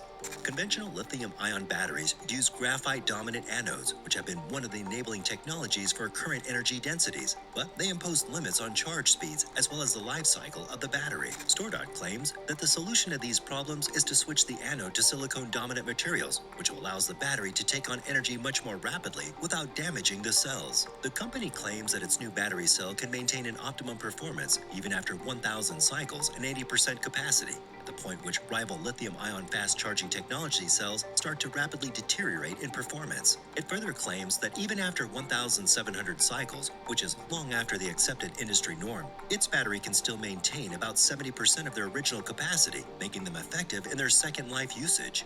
Just like Tesla CEO Elon Musk claims that its 4680 battery will store more energy, thereby increasing range, StoreDot claims that its battery will do much better in fast charging capability and energy storage, thereby helping drivers overcome charging and range anxiety, which are one of the biggest barriers to electric vehicle ownership. Which I will say, the range thing is so dumb, because if you look at how much Americans in particular actually drive versus how much range they want in a car, it's very different. That's a little off topic. That's a little off topic.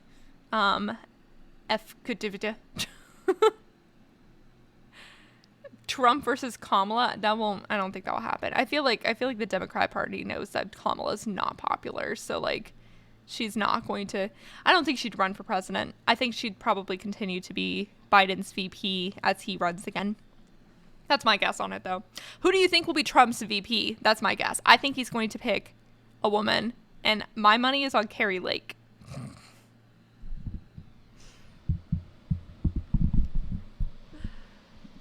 During the unveiling of the new battery technology, Dr. Doran Meiseldorf, StoreDot CEO, said that we now have the ability to hugely extend the life of our batteries long after their vehicle service life. This not only has benefits for the drivers of electric vehicles, allowing them to maintain performance of their vehicles for many more years, but also in second life applications. StoreDot CEO also claims that their battery technology will not just encourage more people to purchase electric vehicles, but will also has huge benefits for sustainability, reducing the need to retire and recycle an expensive component that can now serve critical second life applications. The company claims that it's on track to deliver mass-produced ultra-fast charging batteries by 2024, which will provide a 50% reduction in charging time and at the same time reducing costs by the same percentage. During the unveiling of the battery technology late September 2021, the automaker announced that the 4680 cylindrical, which can charge in just 10 minutes, is developed in association with its manufacturing partner Eve Energy in China and Warwick University in the United Kingdom. StoreDot revealed that the company created the prototype cells with silicone-dominant. Really? You heard that? I heard he was running. Well, I mean, he hasn't said anything official, but I got the impression that he was going to run again. It seems like he's going to run again. Let me know if you have any links to show otherwise, though. I'd be interested. I am curious to see, though, who would potentially try to run against him or run for president on the Democrat side, because honestly, they really haven't done a very good job. I mean, it's still 2 years out, but they haven't seemed to do a very good job of promoting other options. Like, I have not heard or seen from Pete Buttigieg in years, it seems. And he's the Department of Transportation. I talk about climate change stuff. You would think I would hear from Pete more often than I do, but I really don't. So, yeah, he was someone in the previous election that I was kind of like more excited about, but I have no idea. Interesting to think what the political implications of the Trump-Pence fallout is. Yeah, no kidding. I definitely don't think that Pence is going to be a VP for Trump again, especially after the book he released. I don't think it was necessarily the most flattering. It's also interesting to see that that Ivanka is not involving herself in Trump's election efforts this time. So that's very interesting. That proves to all of us that she definitely was the only smart kid that Trump produced. I mean, sorry. Can't say anything for Barron, obviously, but out of the adult kids. Because Pence was chosen for his connection to evangelicals and fundies. That's true. That's true. I bet he could find another one, though, that doesn't look as much like a mannequin. If anything, then you might as well go for, like, I don't know who would do that. Maybe Marjorie. He could probably get the same votes using Marjorie then.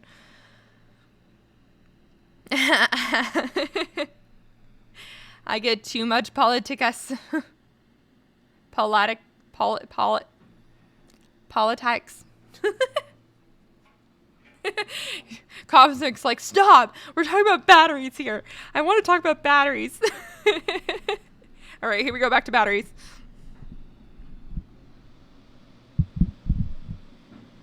Chemistry. Aside from increasing the lifespan of battery cells as earlier discussed, the silicone-dominant chemistry would also make refueling a battery electric vehicle take around the same time as vehicles with internal combustion engines, thereby solving one of the issues that currently makes some people think hydrogen might be a better solution despite its many other setbacks. You also need to know that StoreDot names its battery technology with its size just like Tesla 4680 battery cell. StoreDot claims that the name of the battery technology comes from the size, which is 46 millimeters by 80 millimeters. Although Tesla and other companies such as LG Energy Solutions and Samsung SDI are also running pilot programs to produce 4680 cells, but StoreDot is unique in its extreme fast charging claim. Tesla 4680 battery technology promises to give Tesla vehicles battery 5 times more energy and 6 times more power, which will in turn lead to a 16% increase in range. Tesla battery also promises to reduce battery costs by over 50%, thereby reducing electric vehicle costs. But an extreme fast charging claim, as with StoreDot battery technology, is not included, claiming the company is the first to produce ultra-fast charging battery cells for electric vehicles on a mass production line. StoreDot has filed a charging time patent and opened the technology to the entire electric vehicle market. In addition to this, the battery... Yeah, I'm going off track again. She hasn't officially won yet, though. I don't think so. And I do think Trump has surpassed Pence because Pence is just so fucking boring.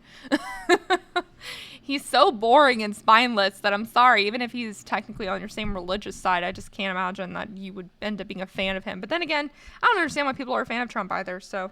But technically, Lauren has not been called yet. I think, right? Will win. As of 6 minutes ago. Damn it. But on the bright side, Katie Porter won her election too, so yay! Katie and Boebert were like the two elections that I was watching multiple times a day. And it's surprising that both of them were close for different reasons, of course. Batteries are fake news. Yes, that definitely explains why you're using electronics right now. The votes are fully counted, but it was so freaking close. Like the lead narrowed towards the end too, so I was kind of like, maybe it's only by less than 600 votes. Oh man. There will be a recount. Who will be in charge of the recount? And is the recount because of it being so close, or because Boebert fans want a recount? Biofuels are the future. Okay, well, we haven't seen the biofuels in this chat yet, so we can explore that one too. If you have a link, feel free to send it. But despite what the election denying morons say, we have extremely secure elections. Okay, so it is a recount for that reason. Got it. I don't think Republicans will push on with renewable energy. Nope.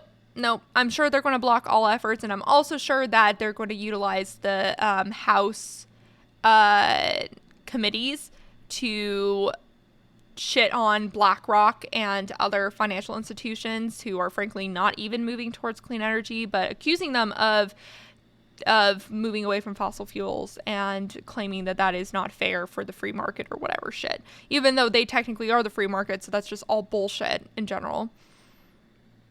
Automatic recount because it's within, yeah, okay, so that also is the case. All right, that was the Supreme Court. Read. What? I'm confused. Something about Al Gore? What? Okay. Back to this.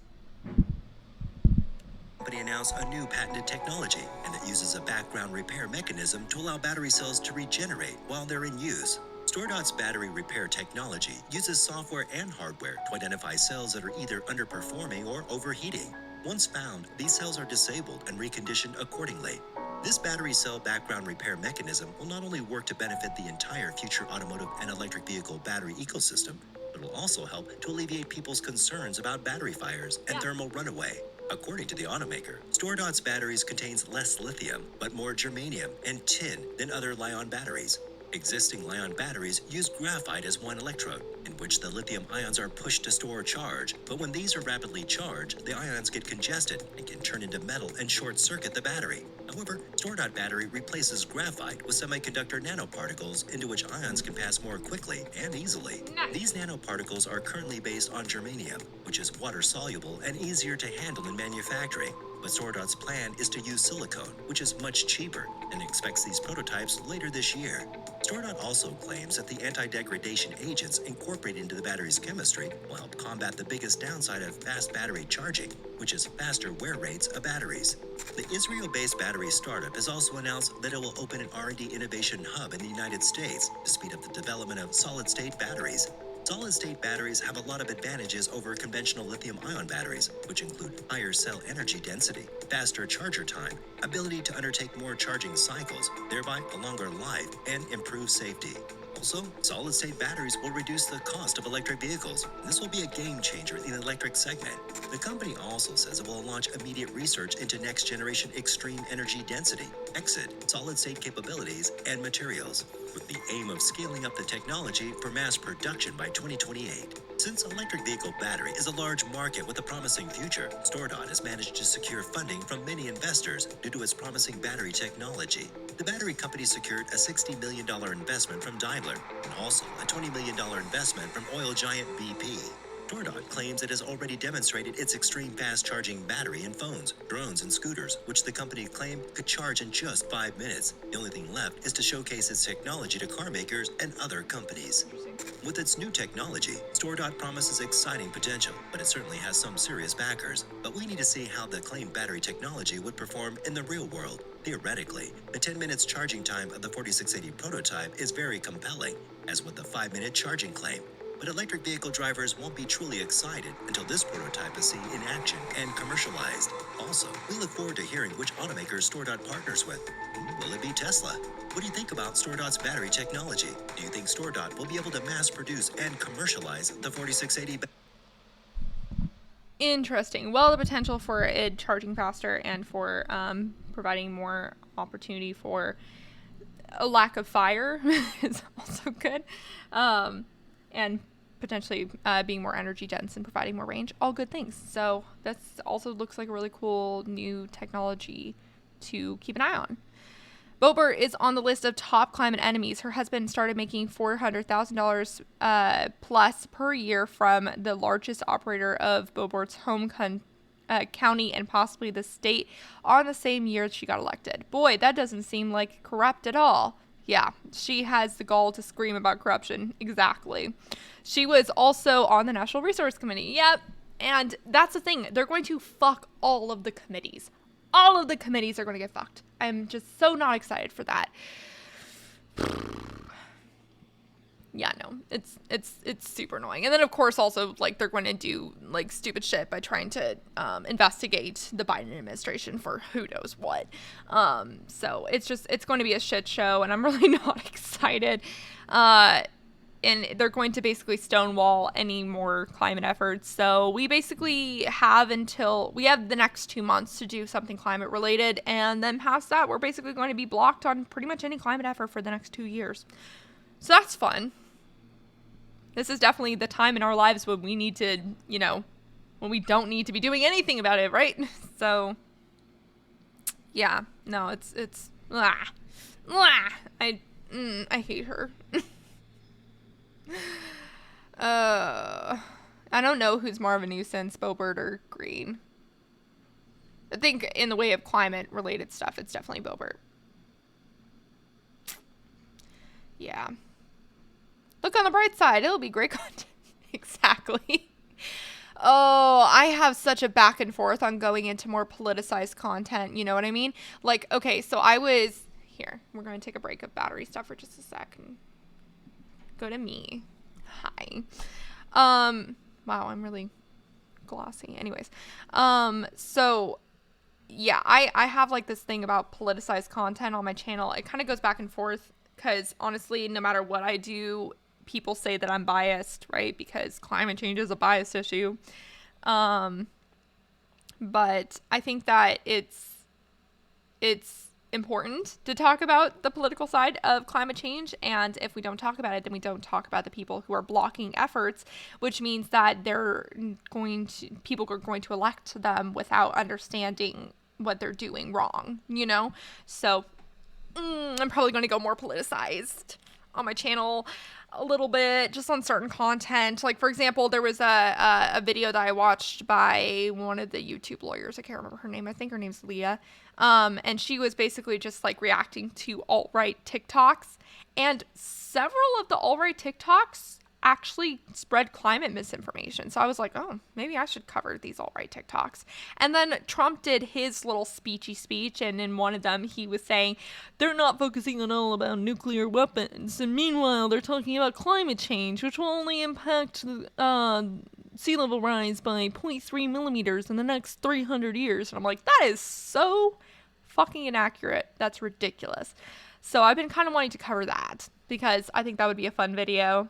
And hypothetically, it would get me more views, but I can never determine what the algorithm would think. So, anyways, if you think that would be interesting content that I should pursue, let me know, because I'm on the cusp of pursuing it.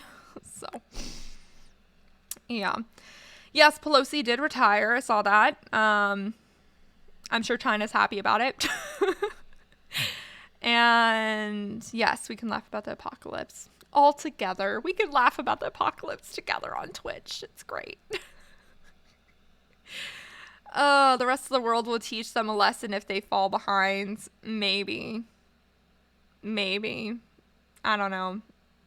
Because we're still America, and I hate that we have as much influence as we do at this point, because we're not the great American dream that maybe we had a little bit back in the day, but we still have a lot of influences if we do.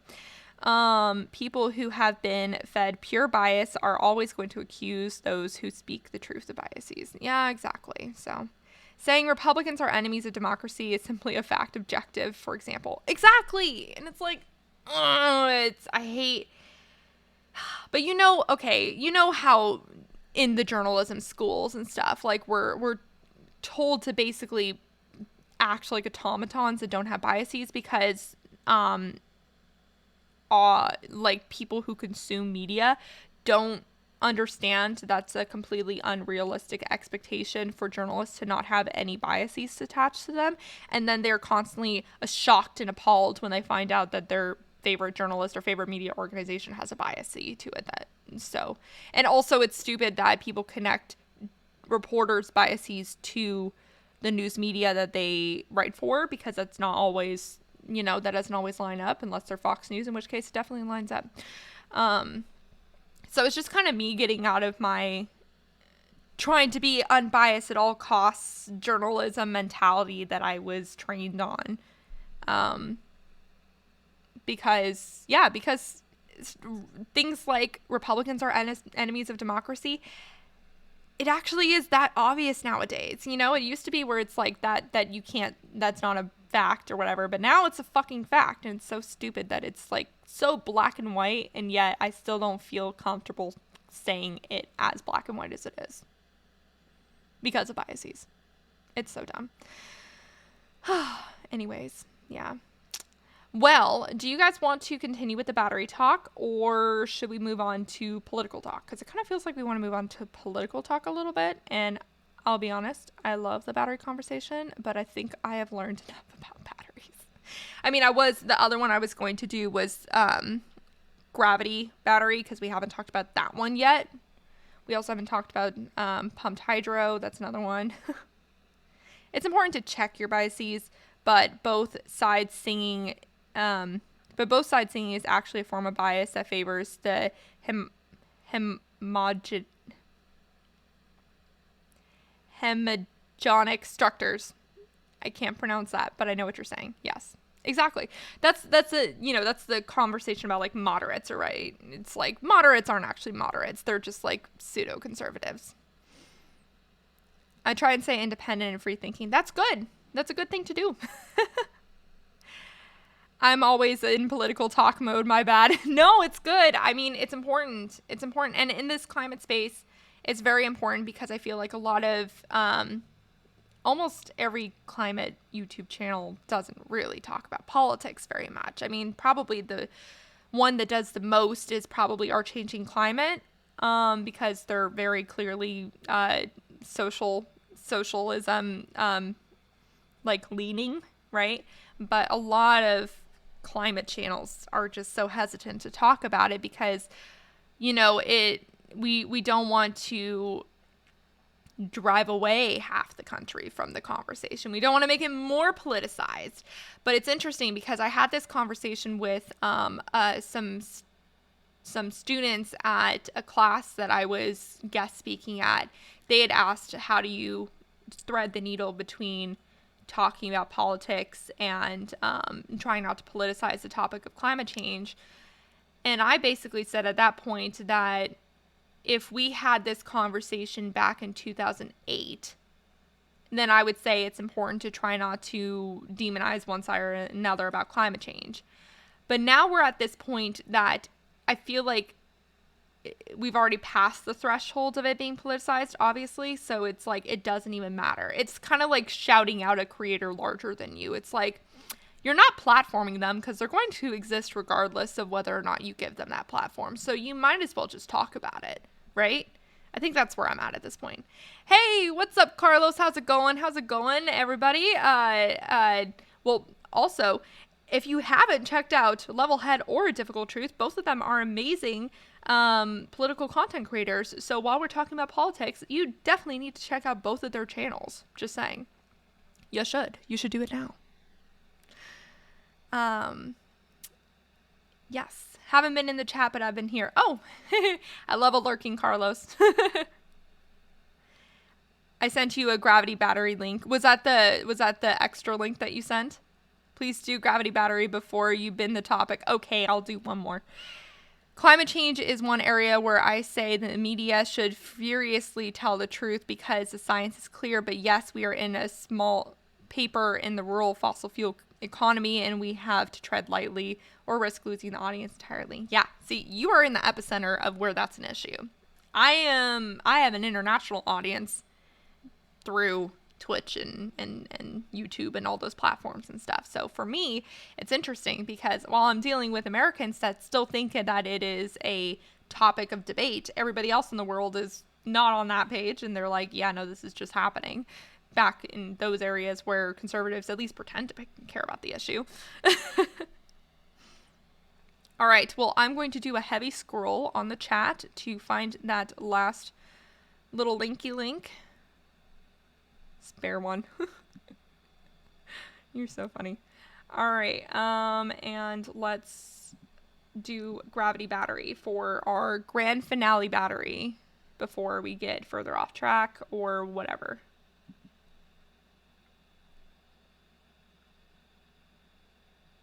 And I bet you that it might be a difficult truth. Oh wait, sorry, not difficult. I just have a think. Shock you, but on an it's not. Industrial scale, electricity is rarely generated in reserve. Okay, I'll never assume that again. Water power is used to generate energy, then the process. Pause. I wasn't ready. Not generate I wasn't excess ready. Electricity. Stop. But there is a.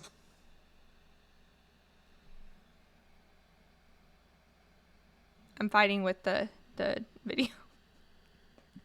Okay, back it up. Let me move the mic. Let me see if there's any other comments in the chat before we start. Oh, did you resend the link? Okay, well, thank you. I scrolled, but thank you. Okay. This is the battery finale of the day. We have gravity batteries. Here we go.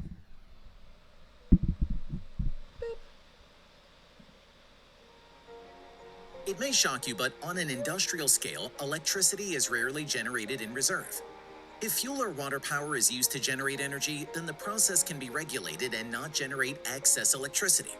But there is a problem with renewable energy sources. You can tell the sun to shine later and the wind to blow in the evening. How to save renewable energy and give it to consumers during peak hours? Scientists are working on various options. We have already discussed one of them, sand batteries. The alternative is gravity batteries. How long can they work and how much electricity can they give out? And most importantly, can they change the world of renewable energy? Find out in today's video. Here. The first device in which the force of gravity made it possible to obtain energy for the mechanical movement was the ordinary pendulum clock, invented by Huygens in 1656. But it took 250 years for the principle of using gravity to reach energy. In 19... Oh, sorry, fun fact. I went to the, it's the place where the Meridian Line is. It's a museum kind of thing, and they talk about like the creation of like clocks and the creation of like astronomy stuff. I don't remember what it's called. It's in England, but bottom line, I went there and it was cool. It's in London. And the first pump storage system was built in Switzerland, which according to the general principle is referred to as gravity. Initially, pumped storage hydroelectricity was used, obtained by burning fossil fuels. It was cheap because it was produced during off-peak hours, and some of it would still be used in vain. This energy was used to pump water from the lower reservoir to the upper one. At peak times, gravity would rush the water back to the lower reservoir, pumping turbines and generating electricity in the process. Yeah. Today, such systems also use energy from renewable sources. For more than a century, the method of pumped storage hydropower has been widely used. Statistics claim that today it is the most popular method of storing electricity in the world. For instance, of the total number of energy storage facilities in the United States, 95% use this particular technology. But gravity can be used in many ways, and water is not required. Moreover, different forms of gravity batteries can potentially solve the main problem of renewable energy: how to save all the energy that both the sun and wind give, and then transfer it to consumers at the right time. And at the same time, how to make the system cheap and wear-resistant. In the past few years, various startups have emerged that offer a new concept for a gravity battery. About one of them, the Gravitricity, we will go into further detail. But first, let's understand how the new concept of a gravity battery actually works. Wait, really? Oh my gosh, I could have met you. We could have hung out. That's crazy. Yeah, no, I was there like 2 months ago. That's so funny. Small world. I love the Brits. The essence is simple. In the charging mode, the system uses the electricity received from the outside to lift the heavy load from the bottom to the top. This is how potential energy accumulates in the load. When you need to extract energy and get electricity, the load falls under the force of gravity and the electric motors switch to generator mode and give energy to the consumer. You have to understand that the load does not fall instantly. It is designed in such a way that it goes down slowly. That is, the system is capable of delivering energy for several hours. In fact, it all depends on the weight of the load and the height of the lift. At the same time, switching from charging to discharging mode takes only a few seconds. That is, the system is able to respond to peak loads quickly. It is this principle of operation that Gravitricity, which in 2021 built its first test prototype, also known as a demonstration sample, proposes to use. The system was installed in the Port of Edinburgh. Its design is similar to an elevator, only inside it is not a cabin for passengers, but for two 25-ton loads.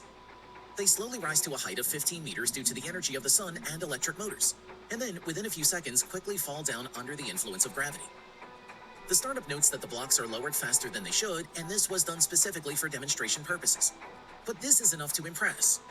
Although not only that, the device can fully power a nearby village with electricity for a few seconds. The power of this design is 250 kilowatt. But such systems can potentially deliver from 1 to 20 megawatt of peak power and do it for 8 hours.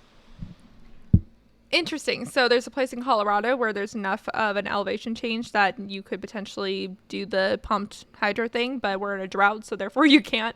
Is that what you're getting at? I love the Brits in my chat. Let me clarify. The woke Brits. Oh no, we're gonna unfollow. Sad, tragic. Just don't unsubscribe. You can unfollow, just don't unsubscribe. Is that possible? Is that possible for people to do, to continue subscribing but unfollow? Like, that seems redundant.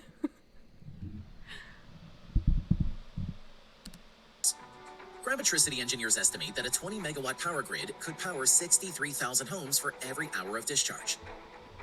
To do this, the company plans to use a load of a larger mass, but it is not reported which one, and lift it to a much greater height.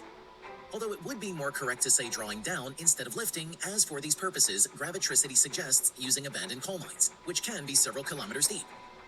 Agreed, there is something symbolic in the fact that the remnants of the coal industry can get a second life and give impetus to the development of renewable energy. Because the key problem was collecting solar and wind energy, is that if there is nowhere to store it, then it is simply wasted. What is the advantage of such gravity batteries over lithium-ion ones? The first and obvious one is cost. In terms of the cost of storing a megawatt hour alone, they are at least 2 times cheaper than their lithium-ion counterparts, $171 versus $367. For comparison, this figure for sodium-sulfur batteries is $532. And another innovative development, batteries with flowing electrolytes flow batteries, $274. The second and no less important advantage is service life. Lithium-ion batteries degrade quickly, depending on the number of charge-discharge cycles, in 5 to 10 years. The service life of the gravity battery can be up to 50 years without much maintenance and repair costs. Third, the extraction of lithium and other metals is associated with difficult working conditions and violation of human rights. What is more, the stocks of elements are depleted, which does not make the technology promising in the long run. Don't forget about the fire risk of lithium-ion structures. And the last, much less space is needed to accommodate gravity batteries, especially if you do it the way gravitricity suggests. Such a decision will be especially relevant for Europe, where there are many old coal mines and not much free space for installing huge areas of lithium-ion batteries. Interesting. What is the future of this technology? So far, it is still very young and, so to say, raw. The first ideas and developments appeared only in 2017, and even Gravitricity built the first test sample only in 2021. Now, the company is looking for suitable mines in the Czech Republic, Poland, and on other continents. Estimated launch of the first battery is in 2023 or 2024, with an estimated capacity of 4 megawatts, which still require a mine with a depth of about 1 kilometer. But you need to understand that Gravitricity is a small company consisting of 14 people, with a capital of several million pounds. Therefore, much depends on the search for funding, the assistance of the authorities, and the faith of investors in the project. But Gravitricity believes that by successfully building the first battery, it will be much easier to scale. The technology also has its downsides. For example, skeptics criticize concrete as a cargo, reminding us that the technology of its production is very dirty.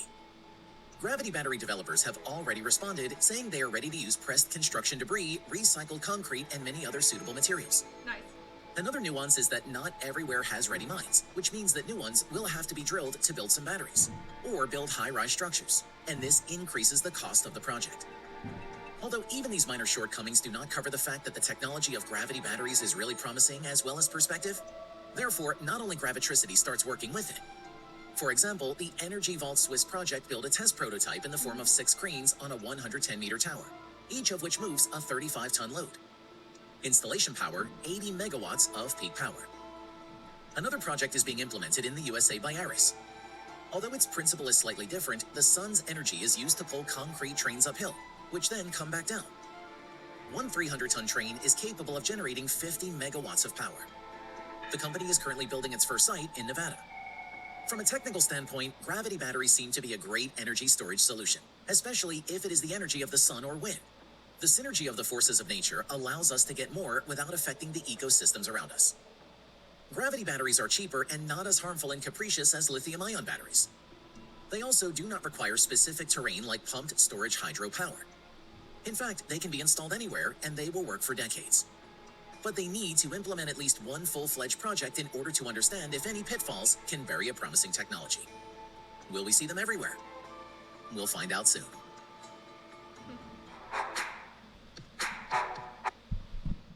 For those of you who've been in the chat this whole time, which of these batteries that we talked about today is your favorite? I think my favorite's still probably sand battery, just because of the possibility for heating homes and decarbonizing hard to decarbonize sectors. I think that's really promising. But also, I really liked the first one that we talked about, that whose name already escapes me. What was the first one that we talked about?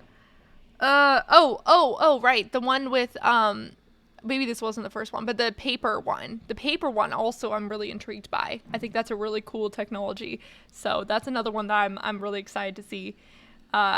So yeah, cool. So those are some cool batteries, and we honestly we're only at the tip of the iceberg of the different technologies that are being developed right now.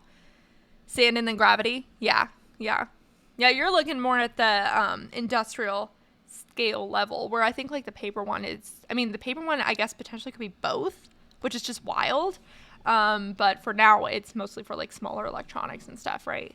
So yeah, super cool. And then on top of that, we saw in the beginning of the whole thing that potentially there could be ways to decarbonize the lithium mining sector, which would help reduce its environmental impact. And but we definitely need to decrease the demand of lithium, because even though lithium is like found in many different places, and so technically it's not quite as like rare, the ones that have like more lithium in one space, that's more rare to find, if I'm understanding correctly. So yeah, very interesting though, very interesting. I'm glad we got to do this because of all my battery nerds, and I'm glad that Maple Leaf was able to visit us for a brief moment, because they love this topic. Sorry, I'm assuming I don't know, they love this topic. The paper one also works with solar capture. Oh, interesting. See, that's so cool. That's so freaking cool.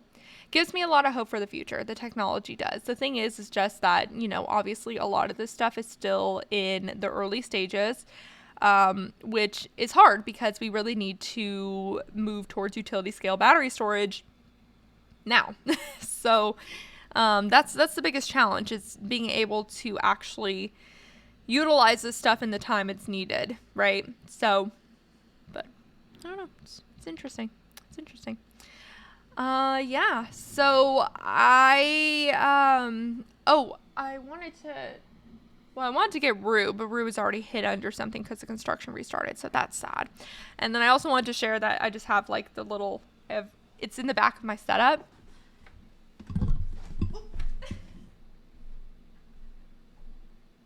I just tripped over wires. I'm fine.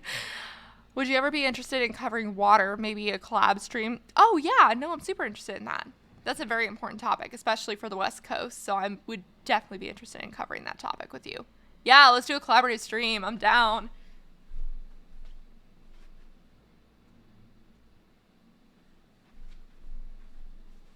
I just want to share that I got this from the Greenwich place. So I have a little souvenir that's in my setup for my YouTube videos.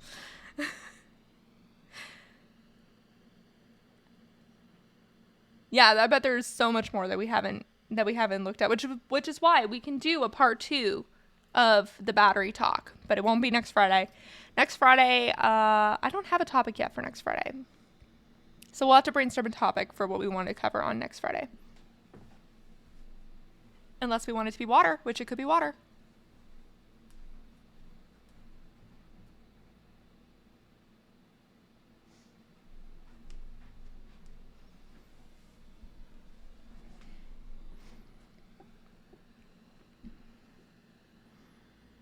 Put on your list for Friday?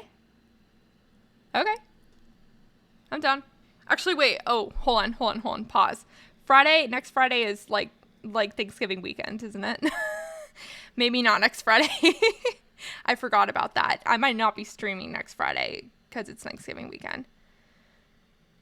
Just thought I'd float the idea. Good. Am I right? Is next Friday? Chick's dad. Oh my gosh. I'm going to hurt you because I didn't even notice it was a dad joke. Even though you put it in parentheses, I still missed it. Because I'm a blonde. I'm putting my hand here because the sunlight's bothering me. I'm just going to be like one of those cats. Perhaps you can name topics and get us to contribute sources. Definitely. Well, again, I think Cosmic, are you in the Discord too? You are, right? Because that's where I'm definitely going to be talking more about different topics. I had some more in mind, but they're not coming to my brain at the moment. Oh, a reread. Got it. Okay.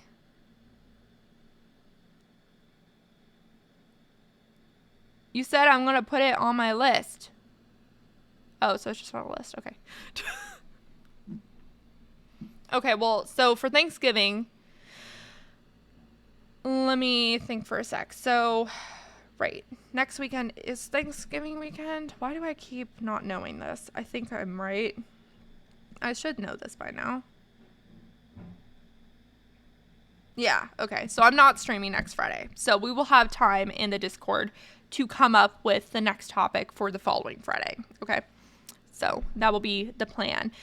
Yeah, I'm trying to see come to mind what other topics I was thinking about, because I always have topics for climate crisis content. But now that I have to do it spot on, I can't think of anything. I am not the same name on Discord. Oh, that's right. That's right. If you don't mind telling me which are you on Discord? Y'all with the different names, not helpful. Maple Leaf Dragon changed their name on Discord to Maple Leaf Dragon because they had a different name on Discord.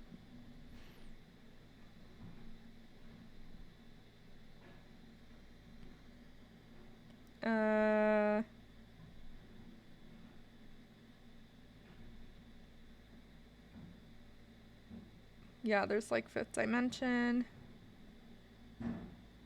And yeah, I can't remember which you are on Discord, so I'm gonna have to remember 2 names for one person now again.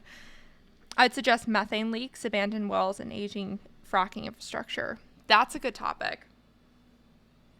That's potential for another collab between our 2 streams, because I know you love talking about that on your streams, and I also talk about it quite a bit on my videos and stuff. So yeah, there was also like the new technology where they're catching like more methane leaks and stuff, so we could talk about like that new technology with the new satellite software. It is 5th? Okay, cool. I'm blocked on Discord? Or Levelhead's blocked on Discord? It's doomer shit, but yeah. It's important, though. You know? It's important.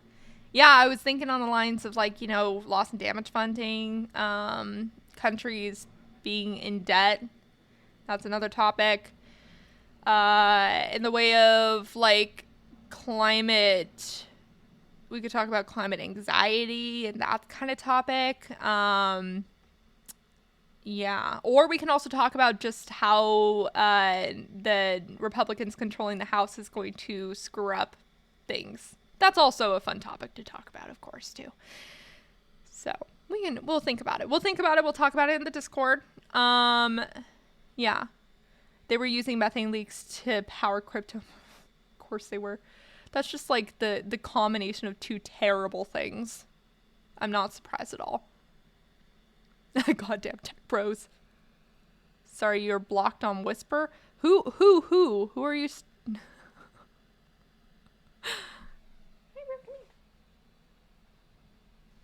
Oh, I got you.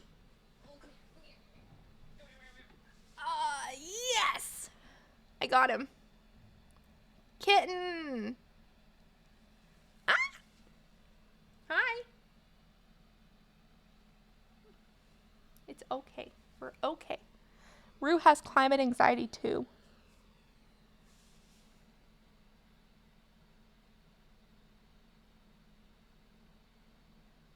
You're okay.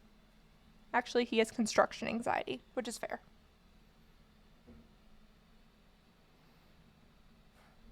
Let us all take a deep, deep breath of for the Rue. Deep breaths. Are you feeling better? Mwah.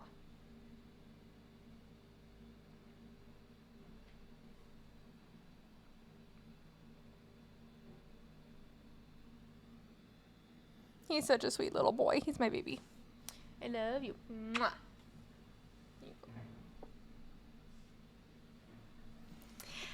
Anyways, with all that being said, I think this is probably where I'm going to end the stream today. We've gone a half an hour longer than what I usually go, which I'm totally fine doing. But yeah, so if anyone is new in the stream today, remember you should definitely check out all of my platforms, which are in my bio. I have a YouTube channel, obviously a Twitch stream, Instagram, TikTok, podcast, so definitely check them all out. And then I will be here on stream for Tuesday, but not for Friday. So that's the plan. And should we go ahead and raid someone else's stream? Is that something of interest? Who is on stream right now?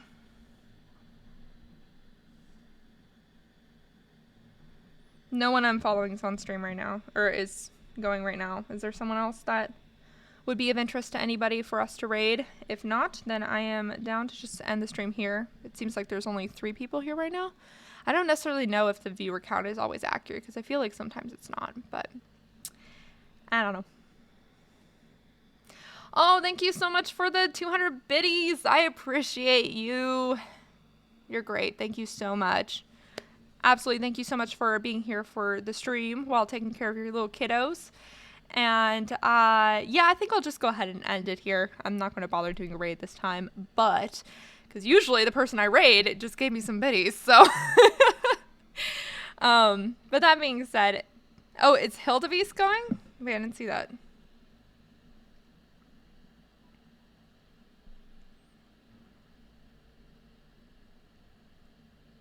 Oh.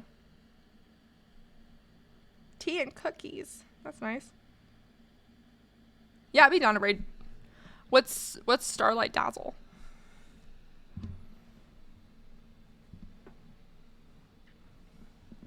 I haven't heard of Starlight Dazzle. I've heard of Hildebeest.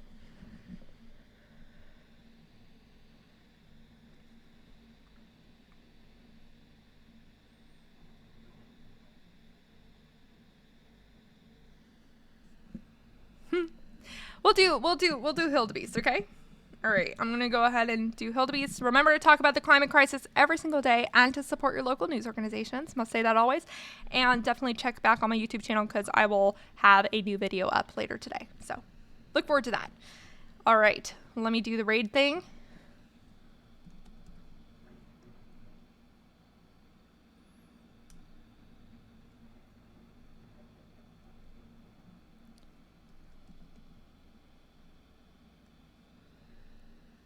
Momentarily forgets how to do it. I got this. I got it. I figured it out. We're good. Hildebeest.